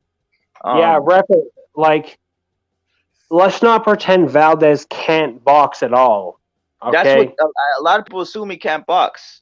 I think that's because what remember last time, not last time, but before Valdez fought the Brazilian dude, Burchell. when he knocked out Burchell, he was boxing him for the most part of that fight, and he needed to because he was a smaller guy. He wasn't as big of a puncher as Burchelt was. So in this fight, it's very interesting what happens because we know Shakur is going to be boxing, he's going to be moving and stuff, but Shakur can also, Valdez can also box, and we're going to see what happens. Yeah. We're going to see. I'll be real surprised if that fight is April 30th. I'll be real surprised. I hope it is. I want to see a fight like this quickly happen. I don't want anything delays. Obviously, COVID delays and all this other bullshit that goes on sometimes, right? But this fight's gonna be amazing. Kind of pissed off that Charlo Castaño isn't happening soon. That's horrible, man. Oh yeah. Tim Costa's son said he'd step in, but I doubt that. I heard he might try to reschedule it to April 23rd. Ironically, a week before the other fight. We'll see. Yeah, Tim Tszú's son's a fucking animal. Yeah, I never seen him, bro. I gotta watch him. He's a great boxer, bro. He's a great. Oh, he good? Yeah, I gotta watch him. I was looking forward to watching him. He fights exactly like his dad, bro. Except that he's like more of a boxer.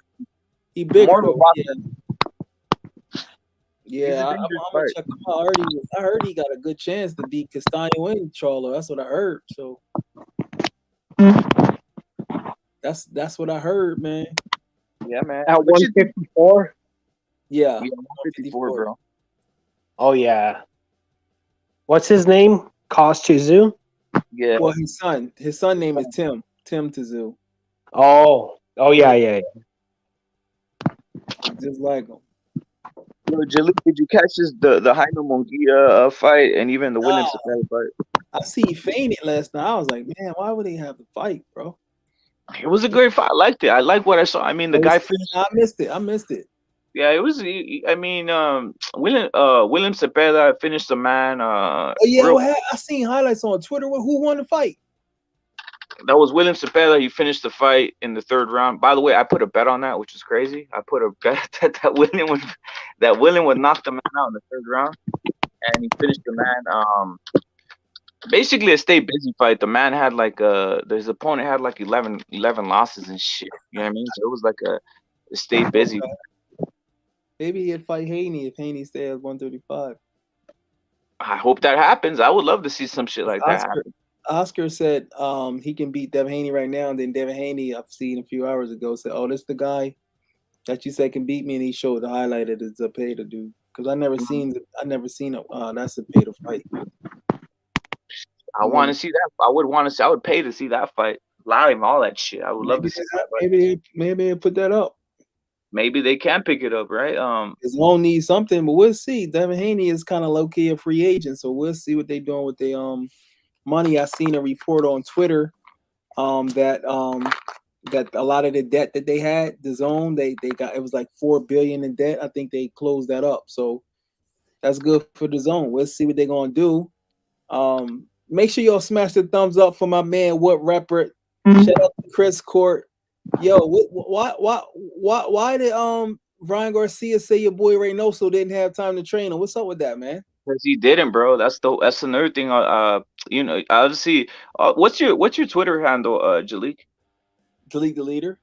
Jalik the Leader, guys. Follow him on Twitter. I mean, he's on there. Are you starting to pick up traction there on Twitter, Jalik? Because I know You know what? I got like a little bit of I be on there, but I don't be on there as much as I really could, you know. Yeah. But I be on there because I be like looking at a couple. Sometimes you find out a fight. It's just funny, you know. It's entertaining. Yeah, I might have to get on that. You know what I mean? I might have to get on that and shit. You know what I mean? But I did know that was gonna happen. You can see how he has a lot of fighters lined up. He has obviously Valdez is coming up, but Canelo's lining up. And let's keep it real. He's gonna give every time attention is happening. He's gonna give it to Canelo and probably even Valdez at this point right now because it's a bigger fight, right? Yeah, I think we talked about that a couple months too. We said he gonna get to the point where he getting too popular, you're gonna have to make a decision. Like Yeah. remember how Robert Garcia used to be and Freddie Roach? Yeah, sometimes you gotta. That's a tough situation to be in. You want to help people, you getting popular, but then hey, you know. Yo, let me say something on that. So Brian Garcia's new coach, he's not a bad coach. I mean, the dude that Ryan signed with, he's a good coach, but yeah, like Reynoso, he just doesn't have time for Ryan. I mean, Reynoso is more of like a serious guy. So that's what you think. Okay, I got you. And like yeah, Reynoso he's more of a serious guy. Like, and like, what's the guy's name that Ryan is trading with? Goosen. Joe Goosen. Yeah, he's a good coach. He's in the Hall of No, Fame. he's an all-time great coach. Yeah, he's a Hall of Famer, bro. Yeah, some people will say arguably he's better than Reynoso. Well, he's been doing it longer, and for right now, you would say Reynoso, but overall, he's been doing it a long time, bro. I mean, Yeah, very long. Reynoso is working with Canelo, Valdez, Andy Ruiz. Who else? Well, I seen a rumor on Twitter that Ruiz. Does anybody see that rumor about Andy Ruiz leaving? no, I don't think he's not leaving, bro. I don't think he's leaving, bro. There's a rumor on that or what? Boxing the story. What's popping? Shout out to Seattle. What's up, Jalik? What's happening, my guy? Man? Rep it. I'm trying not to give out Rep it too much information. I don't want him to start ducking and change his mind on our bet. So I'm not ducking, bro. 250. Nah, bro. My word is key, bro. When I say it, I'm going with it. You know what I mean? It's 250. Word. No, my guy's word is bond, man. Yeah. No, funny shit is when I told Jalik, you started giggling. You're all, I got you. Yeah, I got you. I was thinking, nah, man. I didn't think he was gonna bet. I was like, okay. Yeah. That's why it's gonna feel crazy if I lose. I'm like, God damn. Sometimes that happens, but you never know. Yeah. Every year it's at least 2 to 5 upsets. That's kind of like big, at least. You know what I mean? So I don't know if it's been an upset. Yeah, it's kind of early. It's not even March yet. So, no, man. Yo, the line's close. The line's not that far away though. Yo, Julie, the line was what's the line? The betting line was like maybe Shakur plus 125 at some point. You know what I mean? Seriously? Oh wow. Yes. So it's not. Oh wow. Yeah, I'm like, wow. A lot of guys are like thinking like Shakur is gonna be this massive favorite. I'm like, nah, man. Are you putting money on Ugas, Rep it? You putting money on Ugas? I might put money on Ugas to beat Spence. What's the betting lines on that one? I got it on my shit on Bovada, bro. They always drop the betting lines a little late, bro. That one should be close. That one, yeah, man. That Boy, one. That one they're gonna be in favor. Damn, I knew I shouldn't have bet on fucking what's Ballard to beat fucking Mungia. I don't know what I was thinking, bro. Oh, I never seen Ballard. Yeah, man, Mungia. That's a hard, bro. Mungia's a beast, man. I never bet against him, especially in Mexico, in his hometown. Yeah, in his hometown. I don't know why. I mean, I don't know. He was smoking that Seattle bud, man. Oh, and another thing too, where I think is gonna get pushed back because they're gonna be really promoting that Katie Taylor, even though one is in New York and one is in Vegas. They're gonna be really promoting that Katie Taylor in Serrano because it's like one, So that's one of the reasons they just gonna probably say, let me just concede with her. I don't know. I just don't think it's gonna happen on the 30th. So we'll see. I hope it pops off. I hope it happens, bro. I hope it happens just for our own sake. Them delays be crazy. They say 2 months, 3 months. I'm like, man. You ever been to a fight in Vegas, Jalik, or not? I've been to Vegas, but I ain't been to a fight. Nah, I didn't go to a fight.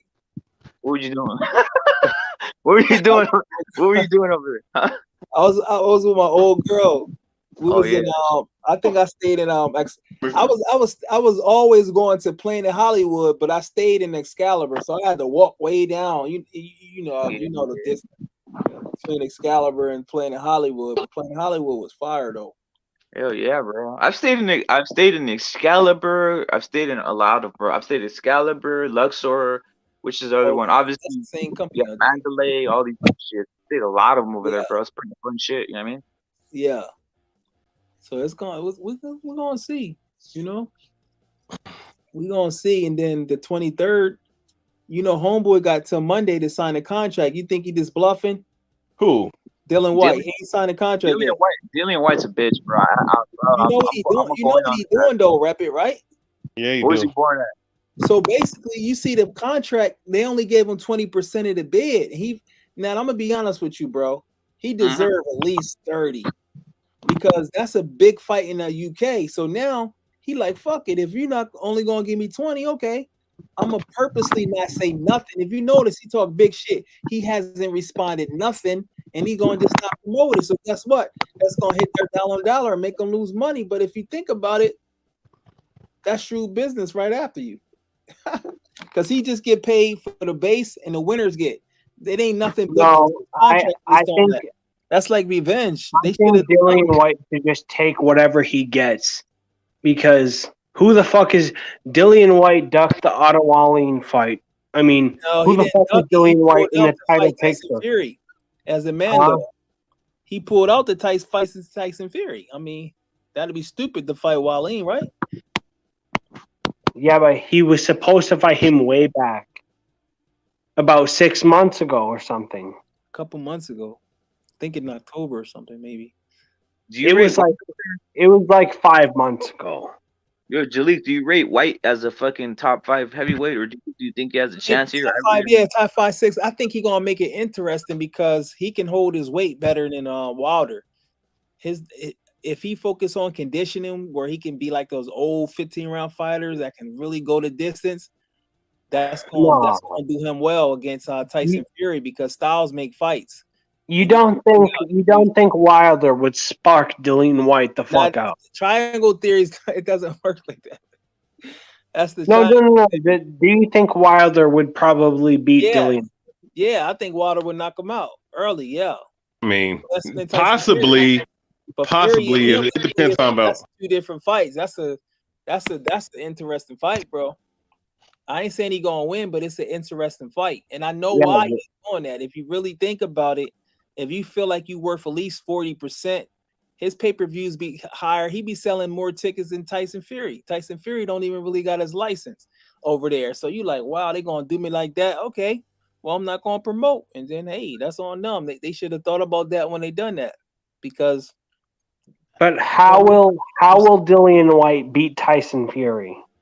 I don't think he's gonna win. I think Tyson Fury gonna win a decision. He's not like a Joe Frazier to Muhammad Ali. Now, he can brawl and make it. Hell no. One thing about Fury, he fights. Hell no, none of those guys. If you notice, he fight to the level with his competition, and he knows Wilder is real dangerous. But another fight, he fought Otto Wallin. People was like, he really should have lost by TKO with the cut. But Dylan White, he got a nice left hook. Nice, it's pretty solid to the body. That's the key to beating Tyson Fury, is go to his body. And you got to have real good conditioning, because he always makes some type of an adjustment. So if he get out there and, like I said, hold his composure, and believe it or not, if he not talking trash, that's actually conserving his energy, because we know Tyson Fury is the king of head games. You know what I mean? Now that's messing Tyson Fury up. Like, okay, I can't talk trash. What is he going to channel that energy? So boxing is a mental. All sports is mental. Be honest with you. So I wouldn't promote the fight. Yeah, but as soon as there's the first press conference, Tyson Fury and Dillian White, they'll be getting into it just like Tyson Fury did with Chisora. Remember, I think the fight will go just like the Chisora fights with Fury, because I think so. Okay, they had 2 of them. Yeah, and Dillian White is just a little bit better than Chisora for me. Yeah, he cracked a little harder too. Yeah, and I heard he had. I don't know how they're sparring when everything ain't based on sparring, but I will see. April 23rd, I think he has signed a contract. Well, it's already Sunday, so tomorrow he has signed a contract tomorrow. I'm sure. We can't rate nothing. I'm gonna watch him ever. I would never watch none of his fights if he don't take this Fury fight. All the stuff he been talking about, he won his chance, and now he get the chance and don't sign. I would never watch him fight ever again. Yeah, we can't wait. Still would Nothing be his off biggest. of sparring. We got to see what happens. Go ahead. It still would be his biggest fucking payday too, man. You think so? Yeah. I'm not sure. Yeah, I know he be making good money over there. He be selling too. That's gonna sell big, but they should have thought long. That's why you want it. Okay, you want the money, but you can't trash your opponent. Your opponent is everything. Watch, and they're gonna funnel the hard way because without the promotion, it's still gonna sell. If they have it in the UK, I don't know what's up with Tyson Fury's license, but he gonna, because I ain't gonna lie, Dylan White now he knows how to sell fights. He knows how to sell fights, bro. He got a personality. Yo, he got, like I said, he got me almost like to me, he just triggers me, brother. Seriously, fucking White triggers me. It's just because I never really see him, bro. But he's selling it. He's selling it. So I'm not saying that. I'm like, it's kind of boring. I'm hoping he say stuff. I'll be on Twitter, I'm like, where Dylan White? That's why I'm like, what's he doing? Exactly. Yeah, bro. He's waiting for him to say something, but he not. I mean, dude, his lawyer Pavett can knocked out Dillian White. He did. He knocked. That was one of my favorite knockouts ever. He had him sleep in the air. Yeah. You know what I mean? That was crazy. Man, what's the holdup between Undisputed in this division? Fuck Anthony Joshua. It should be Usyk and Tyson Fury right now. He had a rematch because he's gonna fight. That the rematch with Fury, AJ is going. It's gonna be better than the first one. Usyk still might pull it off because Usyk is nice. I thought Usyk could beat Tyson Fury. They called me crazy. I said this a couple years ago. Do you think Usyk could in the next fight? Do you think Usyk could like walk into something stupid and get knocked out by Joshua? Yeah, he could do that. He got hurt. He got hurt like at least once or twice in the other fight, but Joshua didn't. It's his temperament. It's like he don't really want to hurt you. It's like, you get what I'm saying? He playing with boxing. So if he gonna fight like that, it's crazy. But if he developed a mean streak in him, it's gonna be totally different. Especially if he don't get tired. Like I said, Usyk different, man. And if you look at it, he do all his fights on the road. This is unheard of, bro. I'm telling you, man. If he become undisputed heavyweight, he's doing some legendary legacy, like top of the line type stuff. This is unheard of, especially with today's heavyweights as all big as they are. I ain't gonna lie, bro. Yeah, I mean, Joshua, he needs to fight like fucking Tommy Hearns or something. Yeah, he gotta fight me. Joshua he needs to do something. I mean, don't be a pussy. Don't be a back foot bitch. That's all I'm saying. Yeah, and then the crazy thing about it, that's not even a good strategy. You the bigger guy. What are you doing? Like, not a game. You're trying to outbox him and trying to see how good you box. No, it's a fight. Yeah, if you're Joshua, you need to bring the fight to Usyk. Oh, he said Evander did go undisputed. Was Evander undisputed at heavyweight too, or he won? Was he just cruiserweight? Was he undisputed? I know at cruiserweight, I believe. Yeah, both of them. Holyfield, I know Lennox Lewis was undisputed. Maybe Holyfield was too. I don't know, but yeah, that's big time. And he doing it on the road too. I think Holyfield was like a 3-time heavyweight champion, plus the things he did at cruiserweight. Yeah, I think he started off. Did he start off at light? I think he started off at light heavyweight though. Actually, yeah, he did. He did. Yeah, he started off at light heavyweight. Yeah. Yo, and Usyk would be undefeated, bro. Think about that. Undefeated. He should just retire. Ain't that crazy, bro? It's unbelievable, bro. That might be the best. Like, if you really break it down in the last 20 or some years, that's like legendary. And it's all because it would be bigger if he was more popular, but the cruiserweight division ain't really popular like that. And that's the reason why I think Bob Arum didn't sign him. You notice he signed Lomachenko. He didn't know he definitely surpassed Lomachenko already. And if Usyk spoke English, I think he would be bigger. Yeah, because he got a personality too. He got a real unique personality. Be rapping. He got star power. But you're right about that too. But what's the other guy they got from Ukraine? Vostok, Alexander Vostok. They Yeah, had him light heavyweight, but I think it's because of cruiserweight. That's what I believe. yeah. If Usyk undisputes the heavyweight championships, he should just get Against Tyson Fury? Come on, man. That's fucking like crazy. big time. Like he's starting to be like that's all time great status. I ain't He gonna could say lie. he's the greatest. He could say he's the greatest. He can say he's the greatest. He could just say it and get out of there. You know what I mean? You'll be debating. You know, you Yeah. get the historians like TBH over there, and they're like, nah. Listen, I like Usyk. I just like Tyson Fury more. He beat Tyson Fury, bro. I was just tired. I ain't gonna lie. It's gonna be so much money, and they got so much leverage. Igor Klimas, you know, Lomachenko manager. I'm gonna see how they gonna do it, but that's crazy, bro. True shit. I don't see anybody beating Tyson Fury though, man. I'm not gonna lie, bro. It's gonna take a long time. If anybody could do it, it's Usyk, man. Yeah. It's just something about this guy, man. I don't know what it is, man. He don't get tired. He different, bro. Honestly, I even reckon Wilder would probably knock out Joshua. Yeah, I got him beating Joshua. Yeah, I want to see that fight. And then there's Usyk too. So, like, we still need to see these fights to know who's really the best. It's kind of fucking pissing me off. Yeah, we don't really get to what other fights? Okay, let me ask you. Start with you, Rep. Who's Canelo gonna fight next? He's gonna fight Bivol, bro. That's what he's gonna do. I think he's gonna fight so? Bivol. Yeah, and then for some reason I think he's gonna just get that one fight contract. I think Bivol's gonna be one fight, and then he's gonna have leverage to do another fight with probably PBC after. Wait, what weight class is he gonna fight Bivol at? 175. Are you sure? Yeah, 175. I wouldn't be surprised. You know, Canelo got the power. Homeboy been calling Canelo out for years, and he always kept saying that I'm a small light heavyweight. I'll move to 168.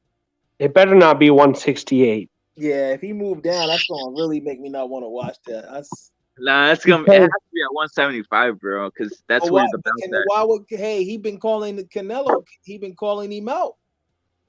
He shouldn't have said that, and then he make him come down. And he probably. I want to see that 175. I'm keeping it. That makes it more competitive. Yeah. 168 is like whatever, bro. Like, come on. Yeah.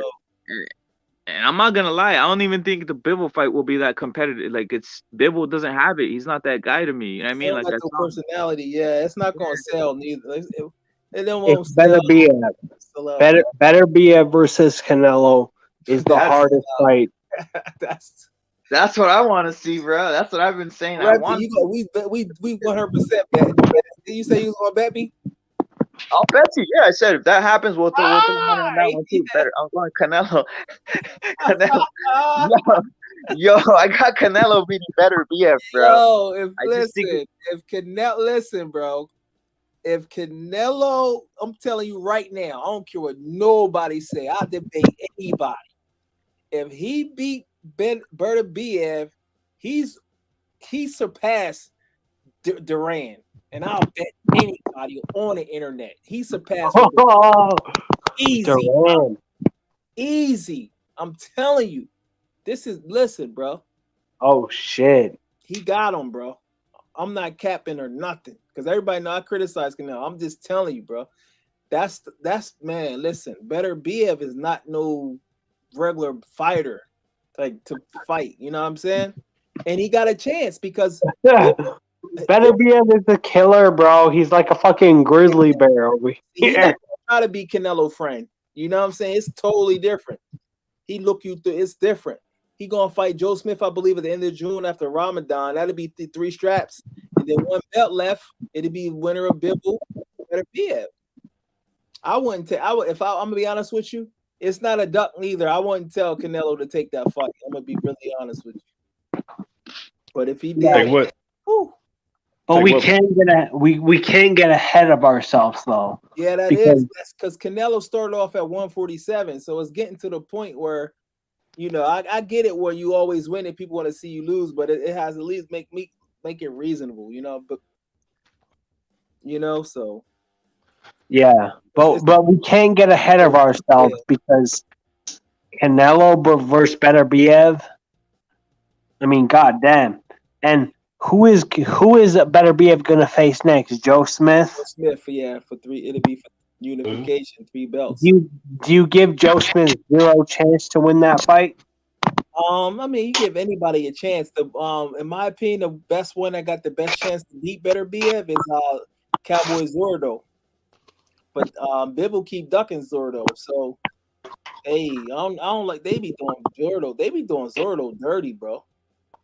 Look at it. He should have been had it. Like, come on, man. What is it? Yeah. And you know how Canelo already won a belt at 175. Yeah. But he likes to test the waters, and he's undisputed at 168. So, what's the next step for Canelo is the real question. Who you think he gonna fight, Chris? Who you think he gonna fight? I don't know. I heard it was Charlo, and then Charlo got arrested for some bullshit. So yeah, I heard PBC is a 2-fight deal. Charlo and Benavidez, and then the zone is Bivol and Triple G. So, do we really want to see another Canelo Triple G? No, I won't watch that fight. I'll turn it off. I can't. Canelo will stop Triple G in the next fight. It's like yeah. Sorry, Triple G fans. Canelo will stop your boy. Yeah, I'm done with that. Triple G. Yeah. You a Triple G fan? I'm just done with it. It's like he. Did y'all? I was trying to be a fan of him at first, but when he started doing all that. Did you hear what he said though? He talking like he talking like he holding the fight up. That's why they haven't announced it with Canelo, because it's up to Triple G to get the 2-fight deal. He made comments like he talked real privileged. It's like unbelievable, bro. He act like he the biggest ticket seller, and I couldn't believe this guy what he said. I couldn't believe it. I can't fuck with Canelo, man. Yeah. I mean, I can't with what's his name, Triple G, bro. Bro, he was like something. I know my words. Something. I was like, what are you talking about, bro? You don't want to fight nobody. Don't you want Triple? Don't you want him again? Why won't you fight him? Like, what's up? I'm gonna be honest with you. I think he's jealous over Canelo. It's something. Canelo just gets on his mad, bro. Yeah, he like so mad. That's his fault. He's supposed to be very jealous because Canelo is like the next guy that's like greater than him right after his era, because Triple G was like the best guy before Canelo was. And I get it. He felt like he won the fights. Okay, well, settle it the third time. Look, did he see Marquez versus Pacquiao? Yeah, maybe he won the first fight. The second fight, Canelo won clearly. A lot of people said Marquez won his third fight right before he knocked him out. Some people said he won his second fight. You know what I'm saying? And eventually he got it. So instead of complaining, because who else is he gonna fight? The zone must couldn't find no loophole. They probably would have dropped him, wasting their money. So done with Triple G.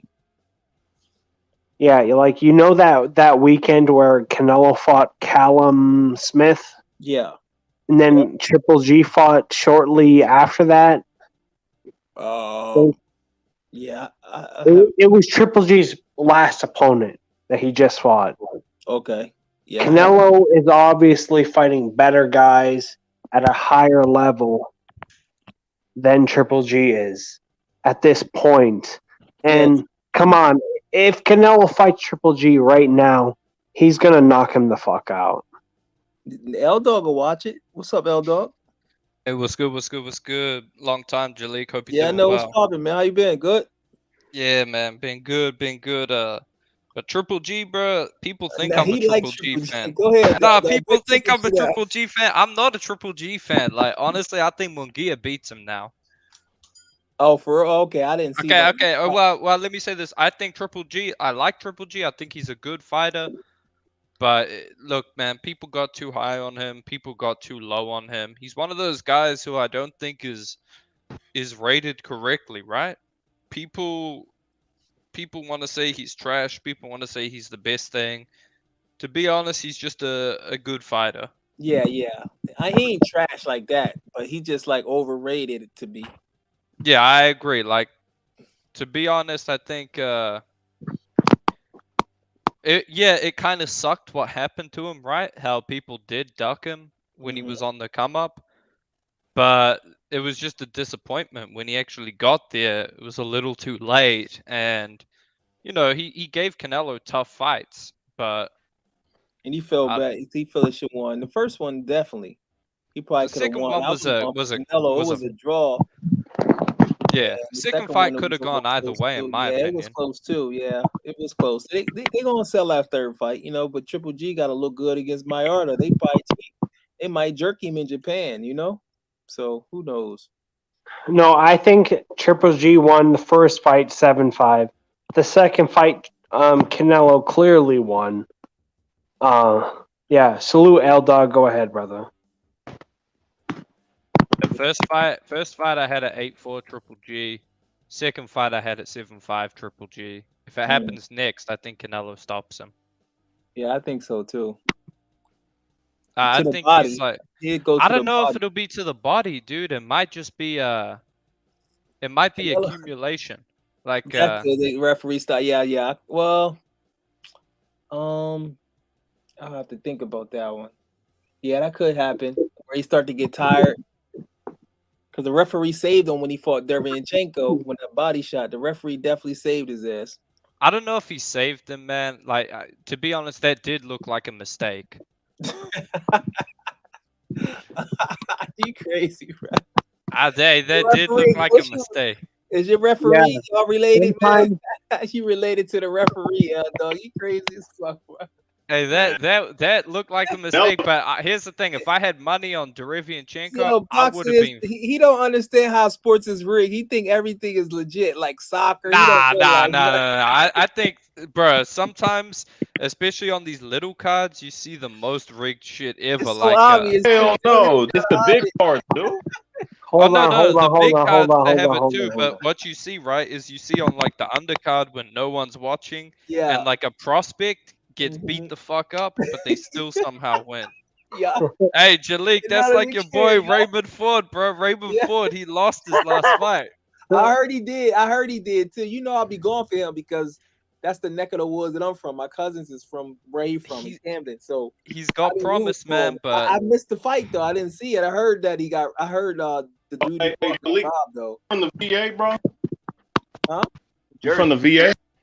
Oh. No, I'm from Delaware, but you're from the Delaware area, right? Yeah, Camden, Jersey. You got to go to the bridge to get to New Jersey, so that's like 45 minutes.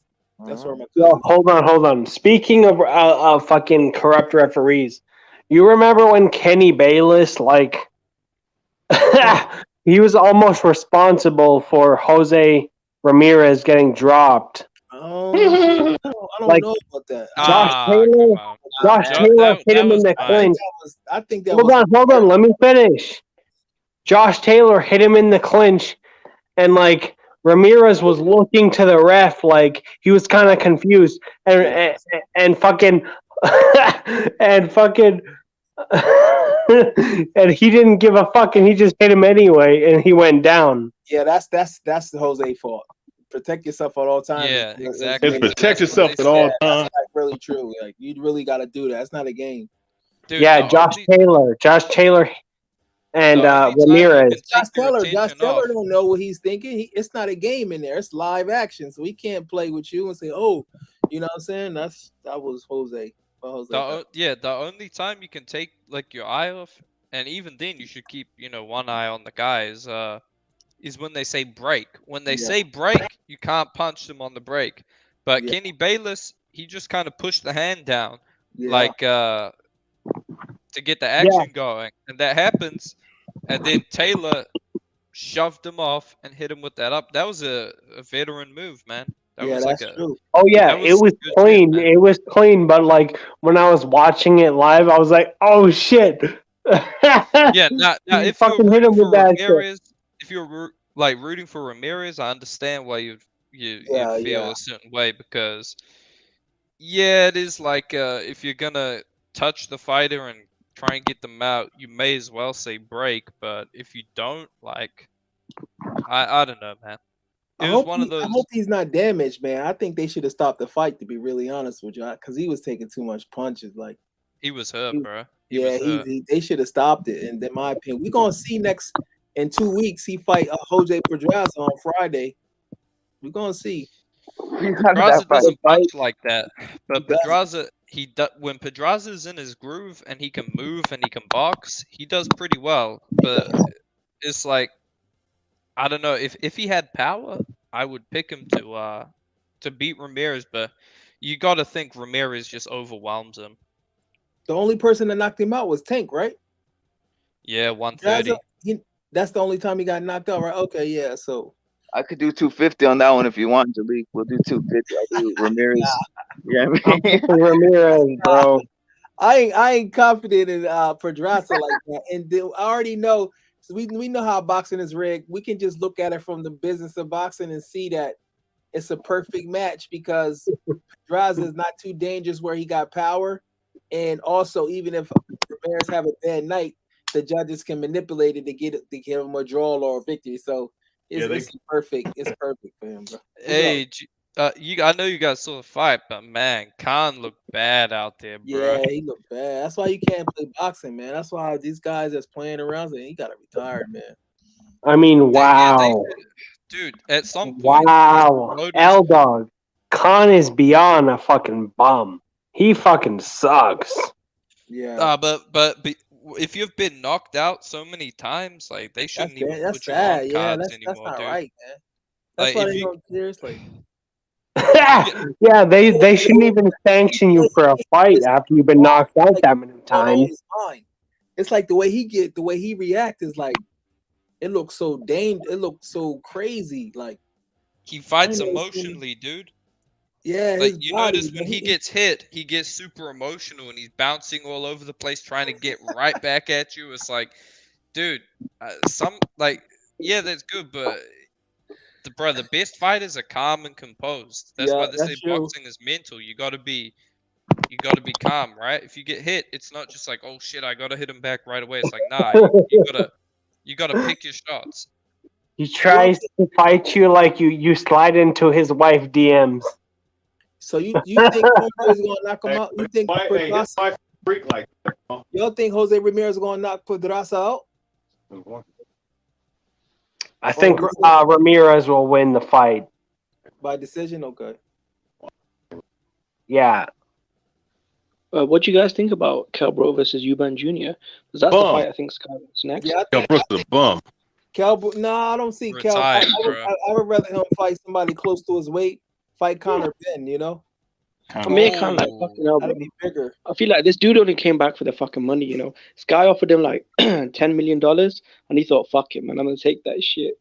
Like, this dude was coming off a 3-year retirement, and he looked like a fucking bum. Oh, American, yeah, he got some big money, yeah. Like no legs, no hand speed, no stamina. He looked like fucking garbage, man. Yeah, he ain't. Yeah, man. I mean, listen, bro. Khan is a fucking bum. He's been a bum since 2016, since Canelo knocked him the fuck out. He's a bum. He's a bum. Nah, and Kell Brook. Kell Brook. Hold on. Kell Brook, he lost to Triple G, Earl Spence, and Crawford. There's no shame in losing to those guys. Kell Brook is just a bigger fight. Is just at a higher level than fucking faggot ass Khan. Okay. Yeah, no, Brook here. Hey, I felt like he should have taken Khan out in the first 3 rounds. But as soon as he landed on Khan was fucking gone. Yeah. Hey, guys. Finisher. I gotta ask you something, man. I was thinking about this today. It's crazy how many fights we miss out on in boxing that are great, right? Like we missed out on Kovalev and Stevenson in their prime. Yeah. Great fight. But a fight we also missed out on was Keith Thurman versus Kell Brook in their prime. Who do you guys think would have won that fight? Keith Thurman turned him down. he called out Keith Thurman after he beat Porter. I don't know if you remember that. Keith Thurman was fucking good in his prime, man. Like Yeah, he but was exciting, man. I noticed that when somebody that stepped up to him, that's when he started to change. He was calling out Danny, he was calling out Paulie. Kell Brook called his ass out. He ain't say nothing. Earl Spence called him out. We know the history with Earl Spence. So you see these guys, they one way when they don't got a belt, when they get a belt and everybody want to fight. Yeah, but to be fair, Spence went down the same way, and then when Crawford stepped up in the division, he was suddenly talking about crossing the street and getting belts and what makes business sense. Yeah, You know what I mean? that's what I'm saying. That's why I gotta ask you guys, who do you think would have won if they fought? Oh, I got Brook winning that fight. I got Thurman. I think. Let me think about it. Right, it's difficult, right? Because for me, yeah, I'm thinking that's a really 50-50 fight because I think Kell Brook would have done better than Porter. Kell Brook would 100% done better than Garcia. Bullshit. No, I don't think so, bro. Stylistically, he's crazy. Stylistically, yeah, he will. Yeah. His fader. I'll be honest. I shot Amir Khan. Like, I shot Amir Khan. Was outboxing Kell Brook, but he had no fucking chin in him, so he couldn't keep it up. But Hold on. Let me ask you guys a question. Miguel Cotto versus Keith Thurman. Who do you guys got? Cotto would have stopped him to the body. Cotto would have stopped him to the body. At 147, Miguel Cotto versus Keith Thurman. Who do you guys got? Cotto might have won because Cotto. Bro, Thurman, his weakness is obvious, right? It's the body. Like that dude really can't take it to the body. Errol Spence actually fucking could have fought Miguel Cotto. They offered him the fight instead of Saddam Ali, but he turned it down. That was some bullshit. True. A lot of fans don't know that. Like, Golden Boy actually sent a contract to Errol Spence, offered him a very high payday to fight Miguel Cotto in his final fight in Madison Square Garden. I think they offered him like $3 million at that time. How old was Cotto? Remember, Cotto fought Saddam Ali, and then Saddam Ali took. That's when Jaime Mungia got put on the map with Saddam Ali. Yep. Bro, Saddam Ali beating Cotto, that shit took me by surprise, like fucking big time. Yeah, can I be honest, bro? That really burnt me even till today. Like, it sucks to see someone go out like that. That's why boxing is sad, man. That they don't get it. Like you got these guys that run their career that wear suits all day, and I don't know what they do. Like they still wearing suits. Everybody else got on sweatpants and hoodies and shit, and they just like, come on, man. Like, what are you doing, bro? Like, how hard is this? Doesn't take rocket science. Like, just put the fights on. That would have been I wanted to see that fight so bad back then too, man. Because I was like, well, he might beat Thurman. That's when I had Thurman as the number one welterweight. I was like, he might beat Thurman, bro. No, I thought. You know what? I feel like Keith Thurman was more. I think he was a little bit more. A little faster. Back then, he was a little bigger puncher. Better footwork. Here's what I'll say, right? The thing about Kell Brook is he's like, he does the basics well, right? He's he's like a fundamental fighter. That's what he does. He doesn't have too many special effects. True. But I think Thurman, his movement, and like Thurman, his style is kind of awkward, right? He moves a lot, but instead of moving and jabbing, he'll move and throw like fucking haymakers or like power shots from these angles. I think that would have set Kell Brook off, but dude, Kell Brook might have timed his ass coming in. Yeah, and I think Kell Brook. Yeah, I mean, fucking Keith Thurman. He can throw punches in combinations, and he can hit very hard. Yeah, he just real brittle. I had Kell Brook fucking up Spence most of the fight, to be honest, until he got fucking hit with the fucking eye shot shit. It's been interesting to see what happened if that would have gone all the way. Yeah, I saw Kell Brook is lacking in fucking vitamin D, bro. He always gets his fucking bones broken and shit. The man needs to take some vitamins. I think the Triple G fight ruined him, man. I think the Triple G fight fucking ruined him. Yeah, you're right. You're right, L-Dog. If he never fought Triple G and he fought Thurman, bro, he might have ended up beating. Yeah, who's that Spence, Javis yeah. guy, bro? You trying to keep what you trying to say all black people with chicken, bro? Javis, Buki, Bickle. Now this goes out with a bucket of chicken and throwing to Shakur team because Shakur Stevenson goes out with a sombrero just in the same energy. To be fair, is what Shakur. I've never really been offended with anybody using the sombrero hat. To be honest, I don't really care about the sombrero hat or any of that shit. To be honest, I don't know. I've always felt honored, to be honest.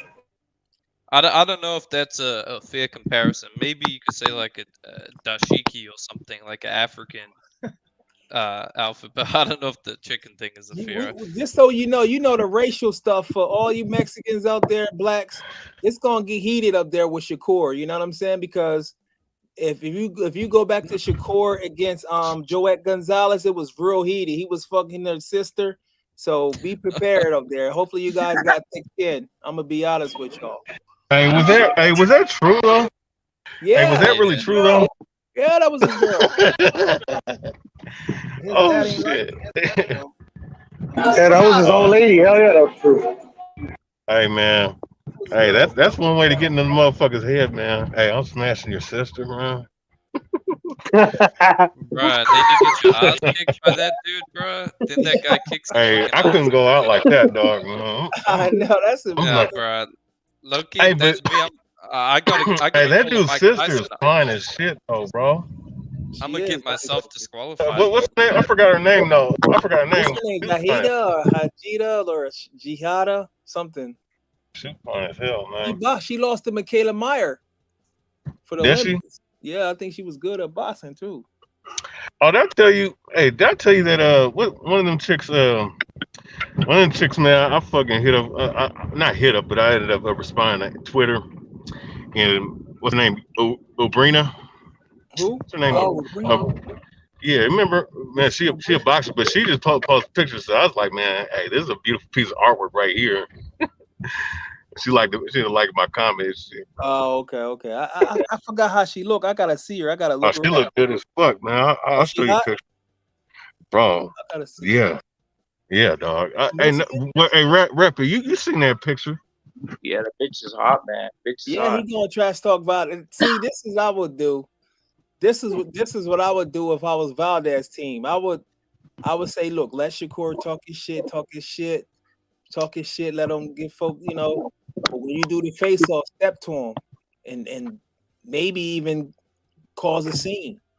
You know what I'm saying? Why not? Because right now, I'm telling you, bro, Shakur think dude is scared of him. I'm gonna tell you, bro. I know how Shakur is. He thought Herring, he ain't respect Herring, but he'll be cool as you have to fight, so he gonna have to get his respect somehow, man. Hey, low key, it might be better to let him think you're scared of him. Then, as soon as the fight starts, you just gotta go right at him. Point. Like first round, you gotta go at him. Start fucking throwing. That's true. Yeah, you need to take him out of. You need to take him out of that fucking element and surprise him and just try to go for the knockout in the first couple of rounds. Nah, you don't want to get knocked out. I feel like he don't want to get knocked out, bro. It's not that easy because he don't want to get knocked. He can get knocked out too. Yeah, it's not that easy, but you got to try and do it. Yeah. It has to have some type of intelligence. I try to slide into Lomachenko's sister's DMs, but it's not that easy. But I'm still gonna try and do it. I didn't know he had a sister. You could try it. You could. I mean, listen, I wouldn't try that shit. I never seen he got a sister.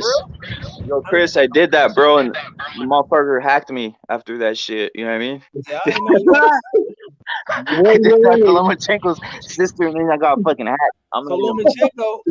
Hey, is his sister fine or something? I never heard of it.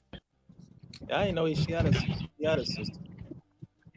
So the Russian Ukrainian niggas tried to hack you, what, rep it? Yeah, they hacked me after because I was messaging too many bitches from over there, and obviously Lomachenko's sister was the fucking apex of that shit.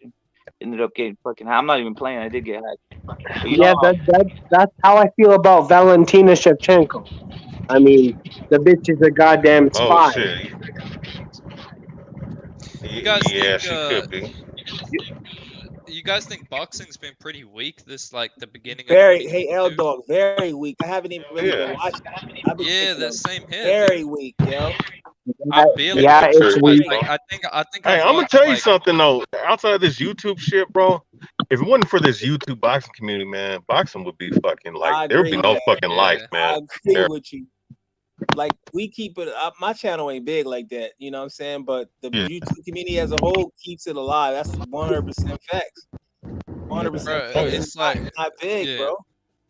Boxing's a small sport, man. It's like if there was no talk about Mhm. like this, like bro, the only fights I've watched this year was Gary Russell versus the Filipino guy. I Yep, watched that that's it. card. Yep. I watched And I didn't even watch the whole fight. I turned it off. I think I watched the John Ryder fight with I ain't watched Danny that fight. Jacobs, I ain't watched that. and I watched today's, but like that's it, man. That's it. Like over 2 You know, months. another thing too, boxing is kind of toxic, man. I'm not gonna lie. You talking about Yeah, on like YouTube? YouTube boxing? Yeah, it's real. Yeah. It's real toxic. Hey, you the know what's one crazy is that Terrence Crawford had to call that shit out, man. Yeah, it's real Called them toxic. motherfucking Each fan LDBC base, cats yeah, out, man. That shit was cold, Hey, man. did fan you see base what be they like real started saying? toxic. I'm like, does people act like that in real life or just because it's on the internet? I was like, damn. No, they do that because they're getting the paycheck from Al Heyman, you know. I'm just talking about Yo, fan. yo. I was waiting for so long for Charlo Castano 2, and then it got postponed, so I'm fucking pissed. Bro, I'm telling you, Her boxing homeboy- is taking L's, man. And they don't get it. It's like they don't understand. Like it's like they figure out. Like I said, is these guys in suits? You can't tell them nothing. They think they know everything. They don't get it, and they used to doing things their way. And that's why sometimes for you to win, you got to lose it all. You know what I mean? Lose all the fans, and then they're gonna be begging fans back. But a lot of people going to UFC. I don't watch UFC like that. I don't know the fighters like that, but No. MMA, man, hey, MMA is shit. Hey, it don't matter what promotion, UFC, Bellator, PFL, they get shit done, bro. See, And Hold on. it ain't toxic. You know, it's enjoyable. It's fun. It's not toxic. You know, shit. There was a certain level of fucking fanboys, you know, 10 years ago, but nowadays that shit died down real quick, man. I'm not even gonna lie, man. You know, and motherfuckers having fun. People are starting, you know, the casuals are starting to understand what the sport's really about and shit, bro.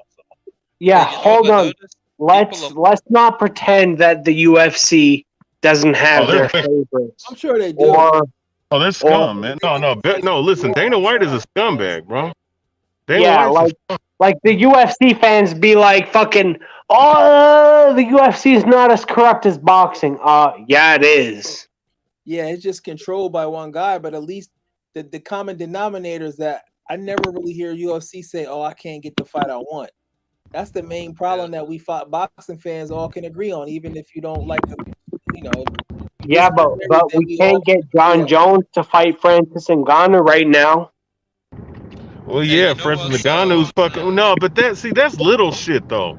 That's Every different top because fighter, Jones yeah. wants to bulk up. That's like when Usyk was Yeah. bulking up to get to AJ. You know, that wasn't because like the fight couldn't be made for too many reasons. But one thing I noticed about the UFC compared to boxing fans are more fans of the fighters than the sport. UFC Yeah. fans are fans of the UFC. Like they'll Yeah. buy the UFC regardless of who's fighting.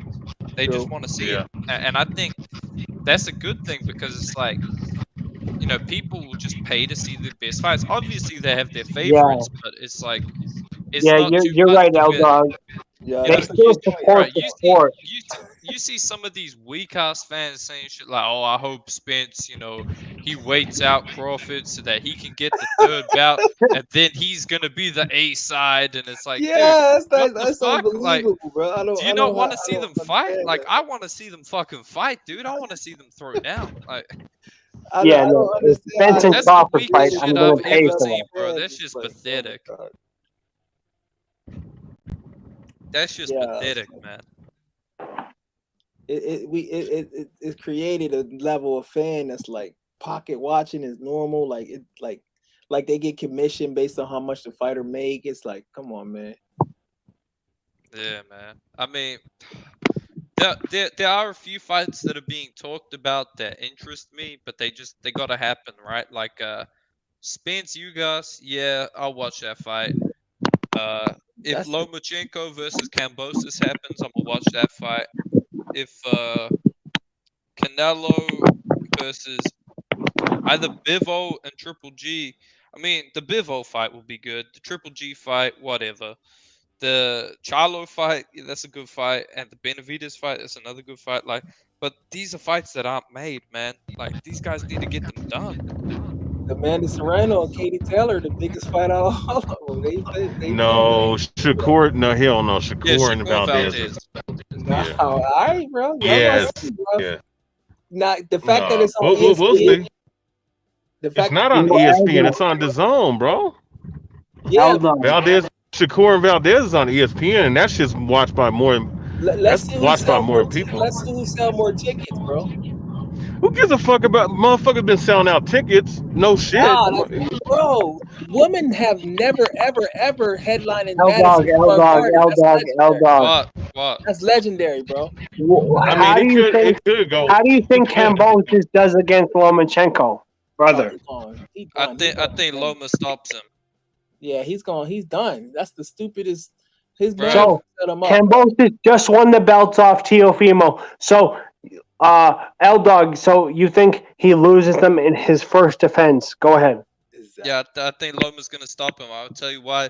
Kambosos has only ever fought one southpaw as a pro. That's one southpaw over the last like 10 years of his life.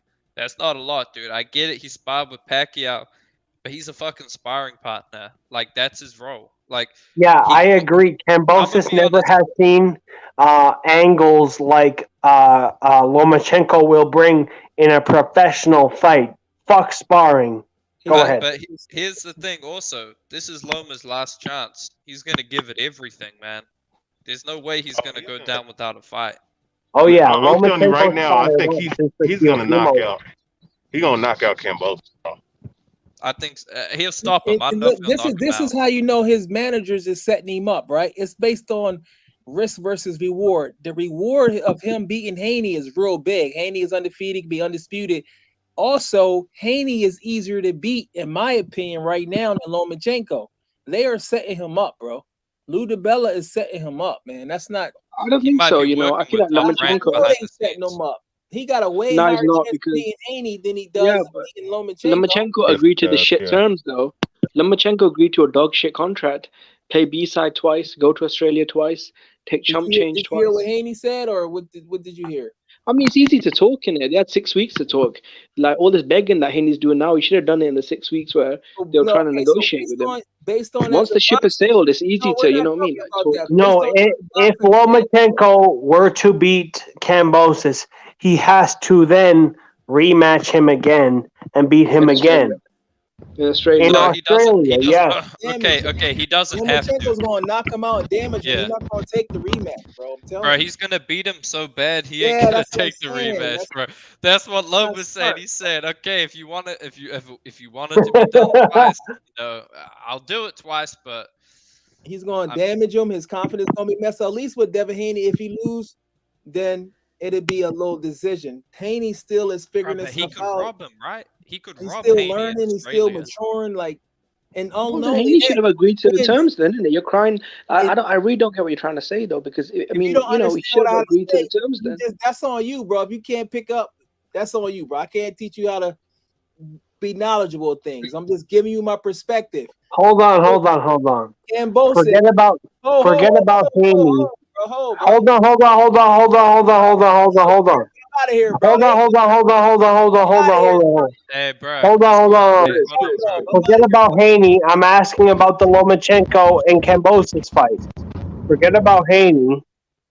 Yeah, no, I think it's a good fight, you know. I feel like Lomachenko will beat the brakes off of Lomachenko gonna stop him. Knock him out. Lomachenko gonna knock him out, bro. Trust me. Lomachenko gonna knock him Watch out. the I Selby say fight. 8 through 10. 8 through 10, Loma's gonna Yep. stop him. He gonna knock him out. It'll around look 9. good for Kambosos for like the first 2 rounds, and then after that, bro, we know what Loma. He looked good against Kome, in my opinion. He looked like he's still fresh. He do, and he got that revenge factor. He want to get revenge, you know. And like you said, Cambosis ain't fought nobody, but hey, that's on them. His team setting him up. Lose the belly. Your team do what's best for you. Not. I mean, he was a bigger underdog against Teofimo than he is against Lomachenko. So I don't blame. I'll do 100. 100 on Cambosis. 100 on Cambosis. 100 on Cambosis, bro. Nah, you no, he gonna. 100 on Cambosis. Beat the listen, bro. He gonna 100 on Cambosis. You want to make that? We'll see if they make that fight, bro. I bet you, bro. 100 on Cambosis. I don't know if Loma the power of Loma's an animal, but he's 34 years old and shit. Yeah, but 34 years old, and he want those belts. And one thing he does, he got good stamina, and he go to the body. Right over here. Go to the body, bro. He'll be like 35 by the time they fight, bro. That's a lot for him. He just turned 34. But it doesn't matter because we saw what he looked like in his last fight. We still know he's capable of fighting at a good pace. Like, well, I think Cambosis is dangerous. You know, he's big. Yeah, I mean, Lomachenko's not like an old 34 because he spent a lot of time in the amateurs, probably too much time if you ask me, but he got 2 gold medals out of it. And so now, what is a couple months out of Lomachenko's career right now at 34 years old? Lomachenko obviously wants to get the undisputed, the highest accolade that he can right now. So talk to us about that. How can he get that? I think he just needs to be Lomachenko. Use his speed, use the angles. Don't come fucking like with Teofimo. I feel like he really did not like use a good game plan. Flat-footed, come forward brawler. Like with Lomachenko, he's not going to be that one-dimensional. He's going to move, turn, use angles, boxing, speed. I think like he'll do a number. I'm telling you, man, that fight was more Cambosis catching Tio at the right time. Yeah. I think Tio was fucked up mentally. Cambosis' new nickname is Vanilla Ice. One hit wonder. Vanilla Bro, Ice. I think so, man. I think so. It's like Dog, Lomachenko gonna stop him, and then he gonna be mad at his team. He gonna say, "I should have just bought Devin Haney for undisputed," but Lomachenko gonna. Hey guys, honestly, I think whoever at least with Devin Haney. Devin Haney will move up in weight, and then all 4 belts will become vacant, and then Cambosis will have another chance at the belts. But once Lomachenko get he might retire once he gets. He paid. Bro, let's be honest. A guy like Cambosis, I think he'll take the rematch clause because, I mean, let's say he gets beat like a piñata. Okay, well, let me get beat again for another $5 million. I don't know. I don't think he can get a rematch clause anymore because the WBO mandated the fight, so now it has to be like a. So, bro, this guy he messed up because it's like Bob Arum. He basically said you could do this the nice way or we can do this the hard way. And when Cambosis was demanding all this shit, he's like, "Fuck it, I'll just write a letter to my friend at the WBO. Now you got to give us 40% no matter what." Like. That's what you said. Like Bob Arum is like, you think I'm fucking playing? Who you fucking with? He's at the belly, you pussy. Who you think I am? But I think it'll be a good fight, but I just think it'll look a lot like it might look like the Loma and Pedraza. Yeah, but I think he'll stop him because I think Pedraza is actually a better fighter than Cambosis. I mean, Pedraza, he's an Olympian, a 2-division champ. He had experience against Tank, who's also a short southpaw, who's explosive. So, I mean, dude, it's going to be bad for Cambosis. I mean, Cambosis.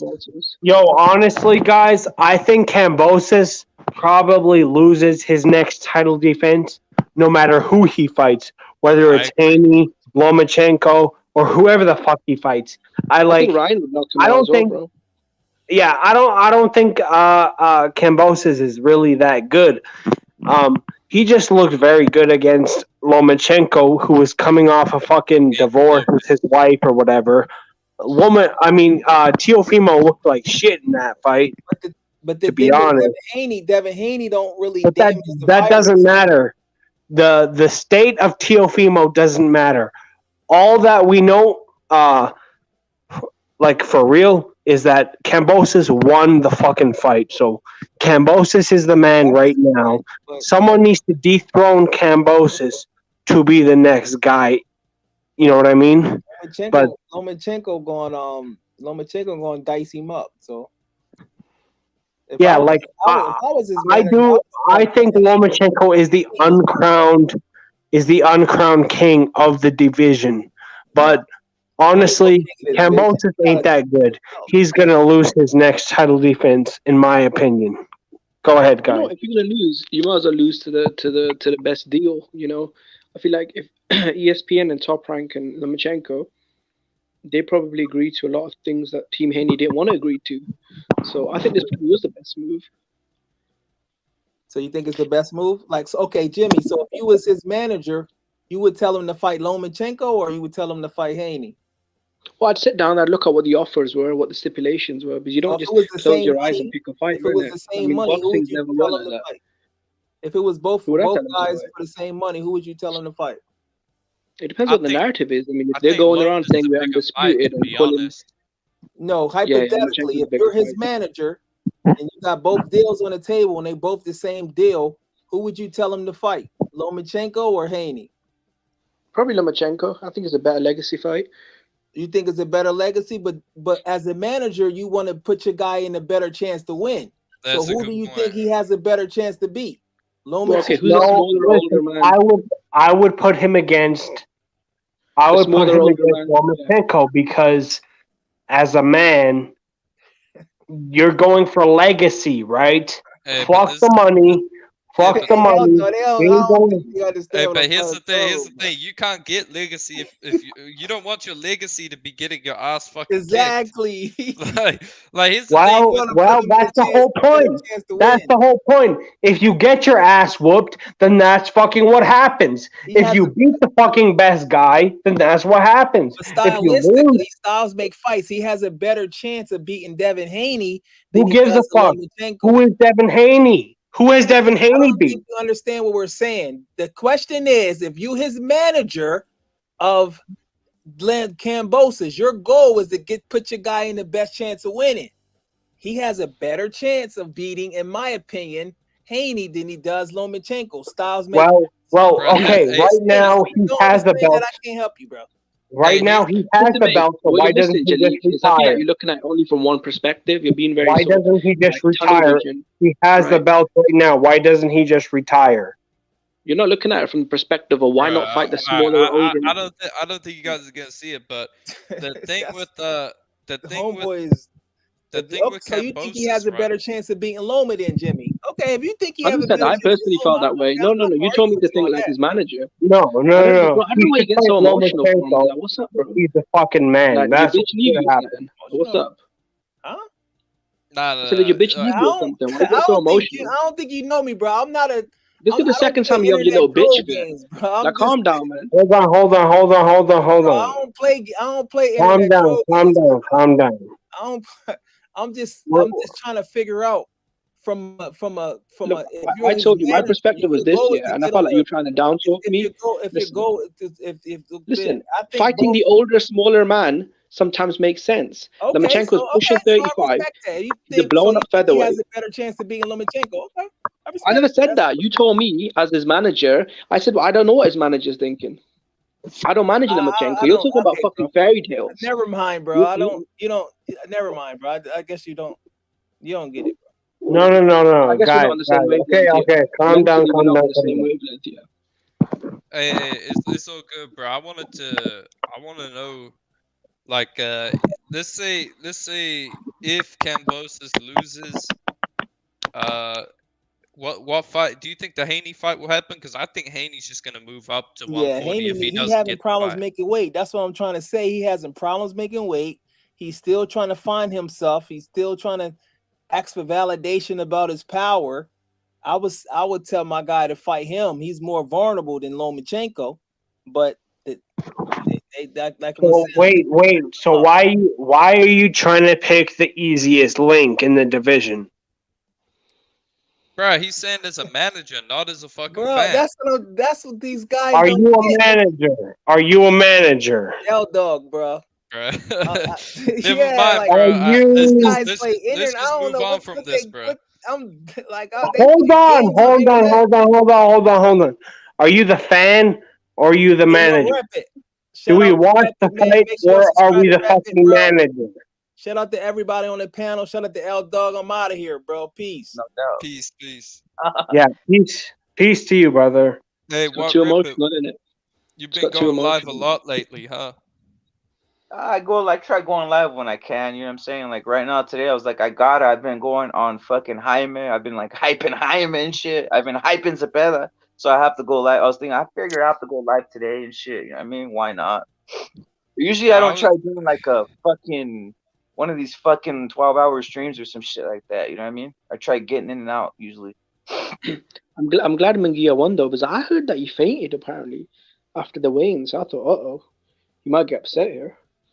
I was a little nervous for him, man. I was thinking like, shit, he might lose if he's that weak, but he looked good, man. I mean, okay, the first 2 rounds he didn't look his normal self. Like you could tell he was looking like a little off, but aside from that, man, he I don't know, man.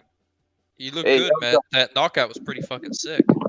Elder, you really think Cambosis really has no chance? And on all these, I'm noticing a lot of everybody's saying Cambosis ain't this, Cambosis ain't that. But I'm seeing like Lomachenko went with Loma. He had a battle with Cambo. He had a battle with Linares. I mean, fuck, is Cambosis this shitty? I mean, he sparred with fucking Pacquiao. Like, he has a chance. I mean, what? Why are people just assuming that Cambosis is like the fucking shittiest fighter of all time? I don't It's understand not that. that. It's not that one rep. He's a good fighter. It's just when you see him, you don't see anything special. It's kind of like that. Like when you see guys like Lomachenko, Tank, and even Haney, they're just a bit more flashy, So a lot of fans they Well, get. I would say Cambosis is really quick hands, but he doesn't have the best boxing IQ. He doesn't have the most power. I don't know. I think he's okay, but bro, I'm gonna be honest, man. I just think there's levels to this, and Loma is a different level to him. Like even if he loses, at the end of the day, he's the first undisputed Australian champion since for about 50 years. Like Fuck, he's still maybe made forever. history. That's what I'm saying, bro. So when people say, "Is he a flash in the pan?" Well, it was one hell of a flash. So, he's Exactly. gonna go down. It's So, better than he's what got nothing to most be people ashamed will of. achieve. Bro, 99% No, of fighters don't become undisputed champion. Cambosis is the real deal, no doubt. All right, Yeah. he's the real deal, no doubt. He beat Teofimo. There's really no excuses for Teofimo. I mean, what are you gonna say? Teofimo's dad was a shit coach. Well, yeah, we already knew that, but fucking against Lomachenko, the dude doesn't stand a chance. I mean, I was studying, I was watching him hit the heavy bag, and like, yeah, Cambosis, he does have decent power, but like Lomachenko is way more balanced, and Lomachenko just has more power. It's just simple as that. Like Lomachenko will beat this dude, and fucking Devin Haney. Who the fuck is Devin Haney? Who has Devin Haney beat to even deserve a shot? Even if he's the third guy in the division. I think with Tank Davis, the one thing I give Devin Haney credit for is he's not like a Tank Davis who's actively ducking fights. At least he's trying to make the fight. So I'll give him some credit. And he does have some talent. So I don't want to hate on Haney. He's okay. Yeah. I think the attacks on Haney go in because people on YouTube they tend to say like Haney is the second coming of Floyd, or is like he's on some Zab Judah shit or some shit like that, right? I think that's probably where the attacks come, right? Like I don't see him usually. A 135 pounder who we consider an elite, or a guy who we're gonna see as the face of boxing and shit like that. All those guys, they tend to have power. I mean, Mayweather at 135 was fucking crushing skulls, right? Even a De La Hoya, when he was fighting at those lighter divisions, he was knocking guys out. Yeah, so it feels kind of weird when they're telling us that fucking Devin Haney's gonna be fucking Mayweather and all this shit, when he's not even doing Mayweather things. It's fucking ridiculous. It's always something like whether it's the power, the speed, or he has a good left hook or a right hook, or he's a good body puncher. But like, I don't see any of that in Haney, to be honest.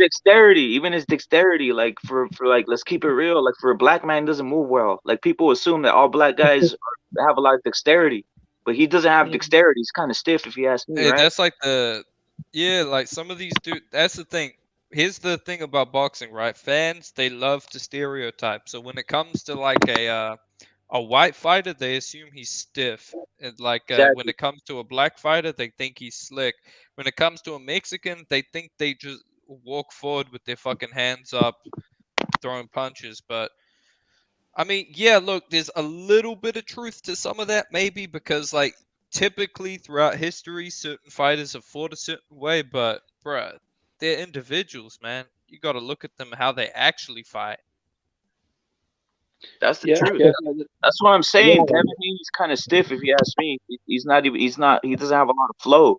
You know what I mean? I don't know if he's stiff, but bruh, the way I would describe him, he's weak, man. Like physically, he can't punch hard. He doesn't look like he's strong. Like you can. He does run a lot, though. I'm not gonna lie. Like yeah, when he wants to, he can run quite a lot. So I don't know if he's. Yeah, he does do the running. He does have that down for reals. But yeah, the weakness, obviously, you described it perfectly. Dog, he is weak. Like when you look at a man who's chiseled the fuck up, right? You're like, yo, this man's gonna fucking knock somebody the fuck out, right? So it's almost like strong. Like he's gonna at least be able to push you around and push you back. But bro, you don't even need to be chiseled and stuff to fucking do all that. Like, I know, but when you look at fat ass Andy Ruiz, he beat the fuck out of Joshua. You think he's chilly because he got hurt by Linares, who was kind of washed up, and then he got shook up. Like we could say, like if Andy Ruiz was like 130 pounds, he could be like fucking Mike Tyson, but like he's not. So it is what it is. I'll be honest, I think Andy's actually better fighter because when he lost all that weight, he actually looked like shit. I prefer Andy being fat. I don't know. I think it'd be better being slim, but it just takes some time. Like he can't be too slim. But yeah, man, like Haney's weak, man. Like that's just he's physically weak. He can't punch hard. Like, bruh, the dude hit Jojo Diaz with 3 clean overhand rights in like 30 seconds. 3 clean overhand rights, and it did nothing to him. It didn't even make him step backwards. Like I remember when I watched that shit, my fucking jaw dropped. I was like, how is he hitting him like that? Like it looks like it's hurting. Like it looked like it would hurt, but it's like there's nothing on it, dude. It's like, yeah, he's fast, but bro, it's like his hand is literally a pillow. It's just so soft, it's not gonna hurt. Brother. I hit harder than Haney when I was 11 years old. I mean, shit, I don't doubt you. I mean, it's not even a fucking exaggeration. It's fucking facts. Devin Haney doesn't hit harder than me when I was 11 years old. Clarissa Shields hits harder than him, and I'm not even joking. Clarissa Shields probably fucking hits harder than him, and it's just what. And Clarissa Shields ain't got power for a fucking woman. You know what I mean? So it's just wild, man. And the thing is, though, you can just look through history, and any of the top guys who we consider faces of boxing or moneymakers in boxing will go like a Pacquiao, De La Hoya. I'm talking about elite guys. All of them had power. You know what I mean? None of them were questioning with their power. I mean, when they were moving up divisions, I mean, they get a pass, right? But this man is literally 5'9", 135 He's a weight pounds. bully. Exactly. He should be fucking KOing all these guys. That's the whole point. And I don't understand why guys die on the cross for a guy like this. This is not the guy to die on the cross for and shit. It just fucking amazes me. Yeah. Is he like a Paulie Malignaggi? Is that fair to say? He's on Paulie. Look, I don't know if it's that bad, but, I mean, the dude has no power. Here's the thing, right? He did get a bunch of KOs early in his Go career. ahead. Hello, can you hear me? Yeah, hello? Can you hear me? Hello? Yeah, I hear you. Hold on. Who are you?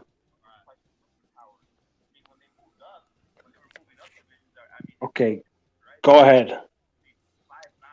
But yeah, it's What like just happened? this guy is I don't know if he's pulling Malignaggi level, but he might be because he has like KOs, right?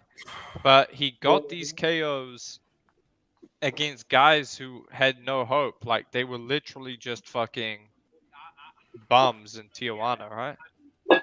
Yeah, like L-Dog, like we just seen today. Linares just got finished by some nobody that we've ever heard from before. And fucking Haney couldn't even finish Linares. A shot Linares. Shot to Linares, pieces. hey, Linares was good Hear me? when he Testing, when he testing. first came to lightweight. Rep it. Time this motherfucker out. Mute What? this. Brandon, what's cracking, brother? Man, fuck all you LDBC. Hello? Yo, Let what's me up? talk. L-Dog, let me talk. Hey, shut up. Let me talk. LDBC, what's up? Let me talk. Go ahead. Express yourself. Express yourself, brother. Man, fuck all you Okay, thank you for your input. But yeah, I mean Linares was good at a certain point. Like when he fought Loma, he was a good fighter, man. Can I talk, please? Oh, my God. Go in, brother. Go in. What you got to say? Hey, what rip it? This is not a free speech zone. Kick this guy off. Brandon, get in what you need to say, brother, because we're right here. Go on, brother. Can you hear me? Yeah. Yeah, Brandon, man. Fucking hell. Brandon, whoa. What the fuck do you want to say, you puto? Hey, shut up, you Canadian bitch. Whoa. There's no room for that talk. Man, fuck all you LDBC niggers. Man, Shakur's getting knocked out. Boots is getting knocked out. AJ will get knocked out. All black fighters will get knocked out this year, man. Even Crawford. Okay, bye. I'll let you go, Brandon. Salute to Brandon. Brother. You got it through, brother. Salute, brother. You know, meth is cheap these days, so Man, fuck you, Jimmy. You British faggot. Okay. You done? You sound like you're sitting on the dildo. Yeah, I love butt plugs. Okay. I'm gonna let you off, Brandon. I'm gonna let you off, bro. This is funny shit, bro.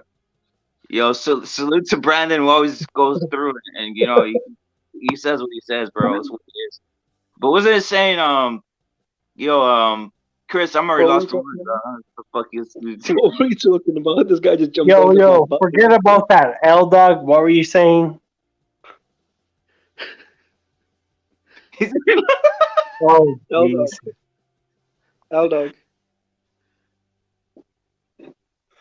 Okay. Thanks. You know, Thanks maybe I a went lot. too far, man. Fuck this over. Maybe I went too far. I wouldn't put him on the level of Paulie, but the man obviously has autism, bro. That's the one thing. Brandon has autism, no joke. The last time he jumped on, that's why I let him on, bro. That's why I let him on to say what he's gonna say. So I'm not gonna just get off. He said he has autism, bro. So it's what it is. I'm not does he? Yeah, he has I thought autism. someone was trolling. I thought it was like a troll. He has autism, bro. That's why I let him on. It's what it is, bro. I'm not gonna just kick him the hell off. You know what I mean? Just loyal followers. Salute to Brandon. Get through the autism. I know the spectrums are up there. You know what I mean? Different levels and shit, but it's what it is.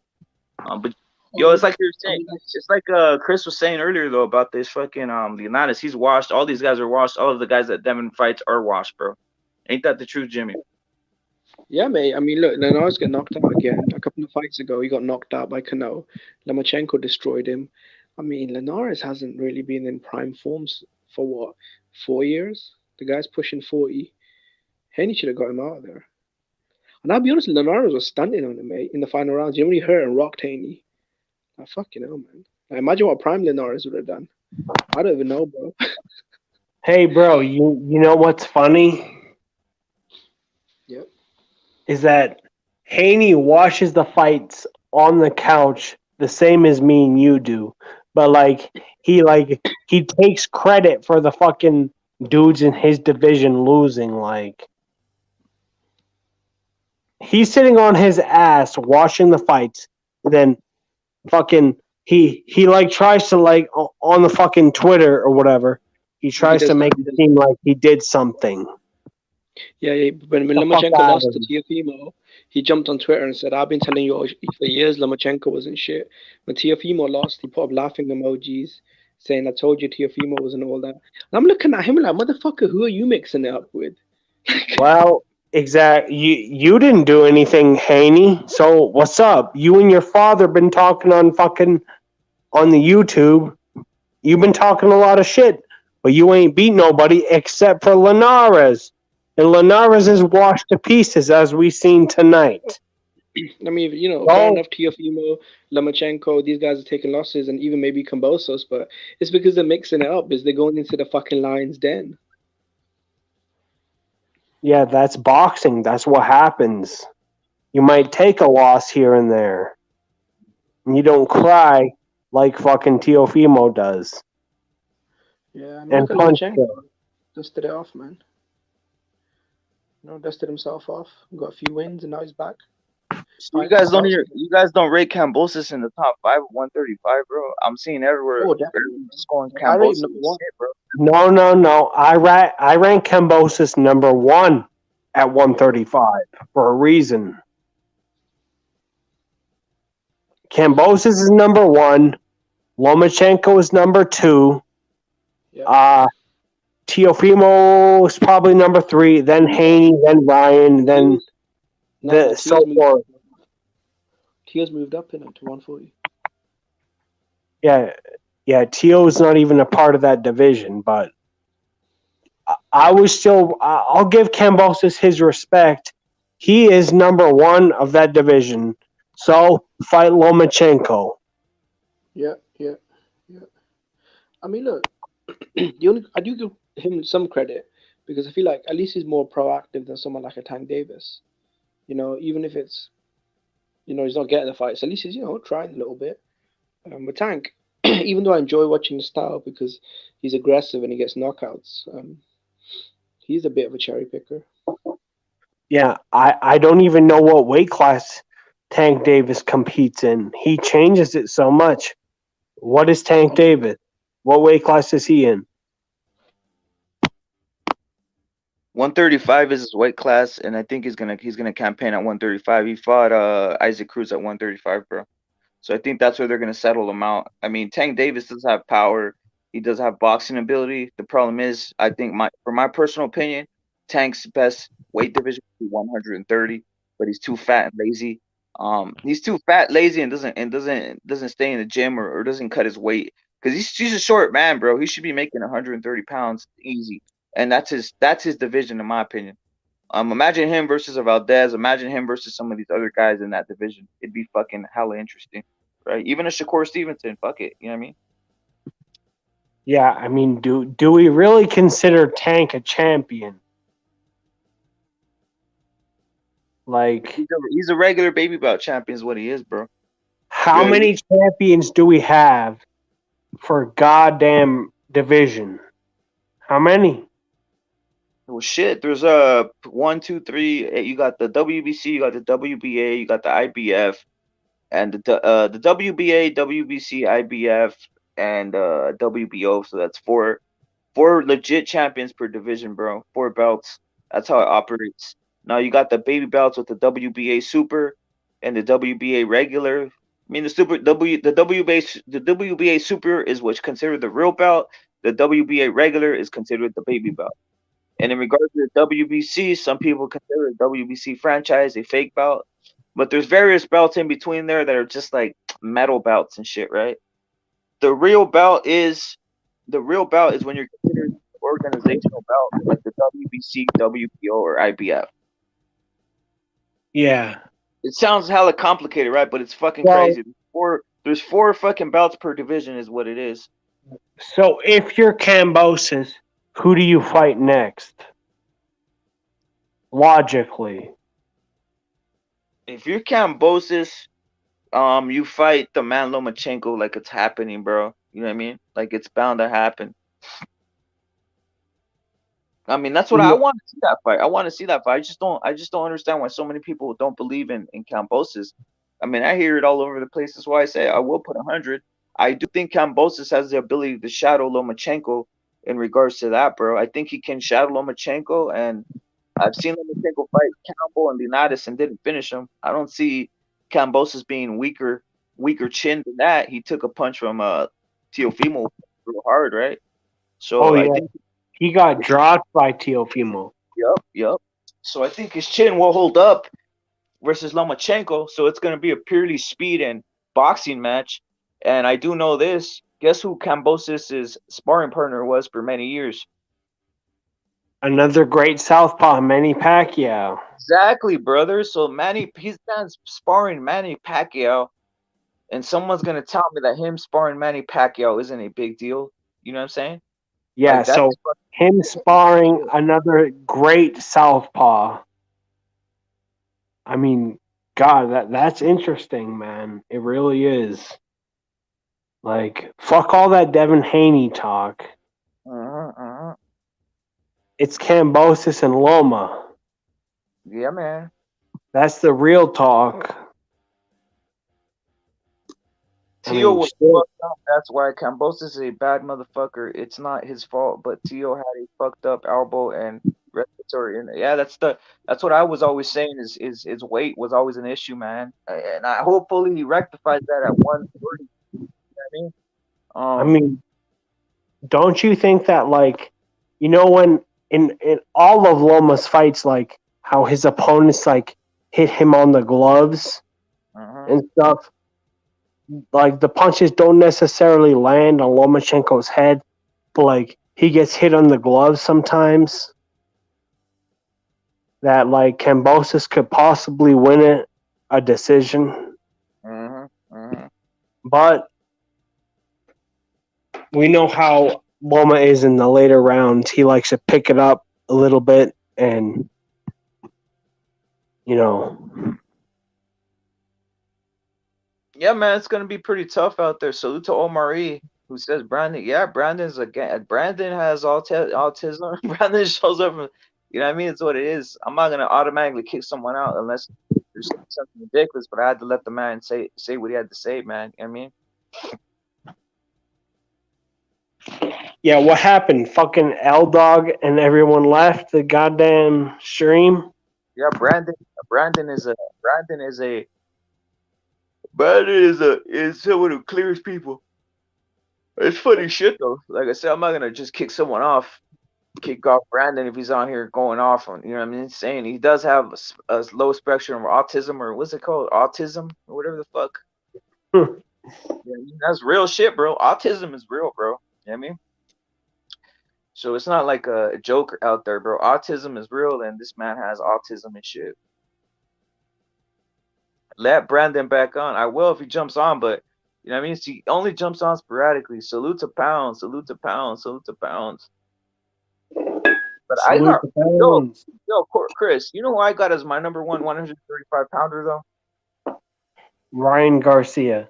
Exactly, bro. I'm probably one of the me, Budo Suits, boxeo, and some other guys who got him. I mean, he's too big, man. He's gonna weight bully these guys at 135. He's too big for a lot of these 135 pounders, bro. You know what I mean? Well, I'm no Ryan Garcia fan, but I'll give him this. The man has power. True shit, man. He has a good left hook and stuff. Left hook to the body and left hook upstairs. Yeah. The only thing Ryan Garcia needs to work on is his jab upstairs. Ryan Garcia needs a jab. He does, man. What? Hopefully he can get that with his new trainer, because he needs like a Earl Spence, you know, Triple G type of jab. He has the same height as them dudes, but he still needs to be like balanced as them dudes. We know Ryan can hit to the body, but we need to know Ryan Garcia, he can jab to the head and stuff like that. You know what I mean? He needs a jab. You know what? That's this. I think the style he was utilizing under Eddie Reynoso. That's why he was lacking the jab. It's not that walking down style similar to Canelo. Canelo's another one that they say he needs to jab more, bro. But I think it's there's a word for it. Eddie Reynoso likes being choosy with the punch, bro. He does not like using. Oh, he doesn't like anybody overexhaust himself or using more punches than are necessary, bro. He likes choosing. He likes his fighters to choose their punchers wisely. And I think sometimes some of these guys, Devin Haney, throws these fucking jabs that aren't worth shit. You know what I mean? He's just fucking throwing jabs that aren't doing anything, bro. Yeah, like if Ryan could mix it up, like a soft jab, then a hard jab to the fucking face, and then, like, you know what I mean? Like, soft jab, hard jab to the fucking head. Like a hard fucking triple G jab to the face. Because Ryan has the stature for that. He has the height. He just needs to implement that shit. Yeah, that's true, bro. It's like Will S is saying some heavy shit here. He's saying if Cam beats Loma, holy shit, I'm Team Cam after that. True shit. And then Egg is saying he paused the jab. Yeah, he does paw the jab, bro. He tends to paw the jab and shit. That Yeah, Lennox. he needs to make the jab a power jab. Like, drop a motherfucker with that jab. Yeah, man. Like, I don't know. I don't want to, like, compare fucking Ryan Garcia to Mike Tyson, but, like, you know how Tyson would fight his the taller opponents, and he would, like, drop fools with the jab? Yeah. Like, fucking,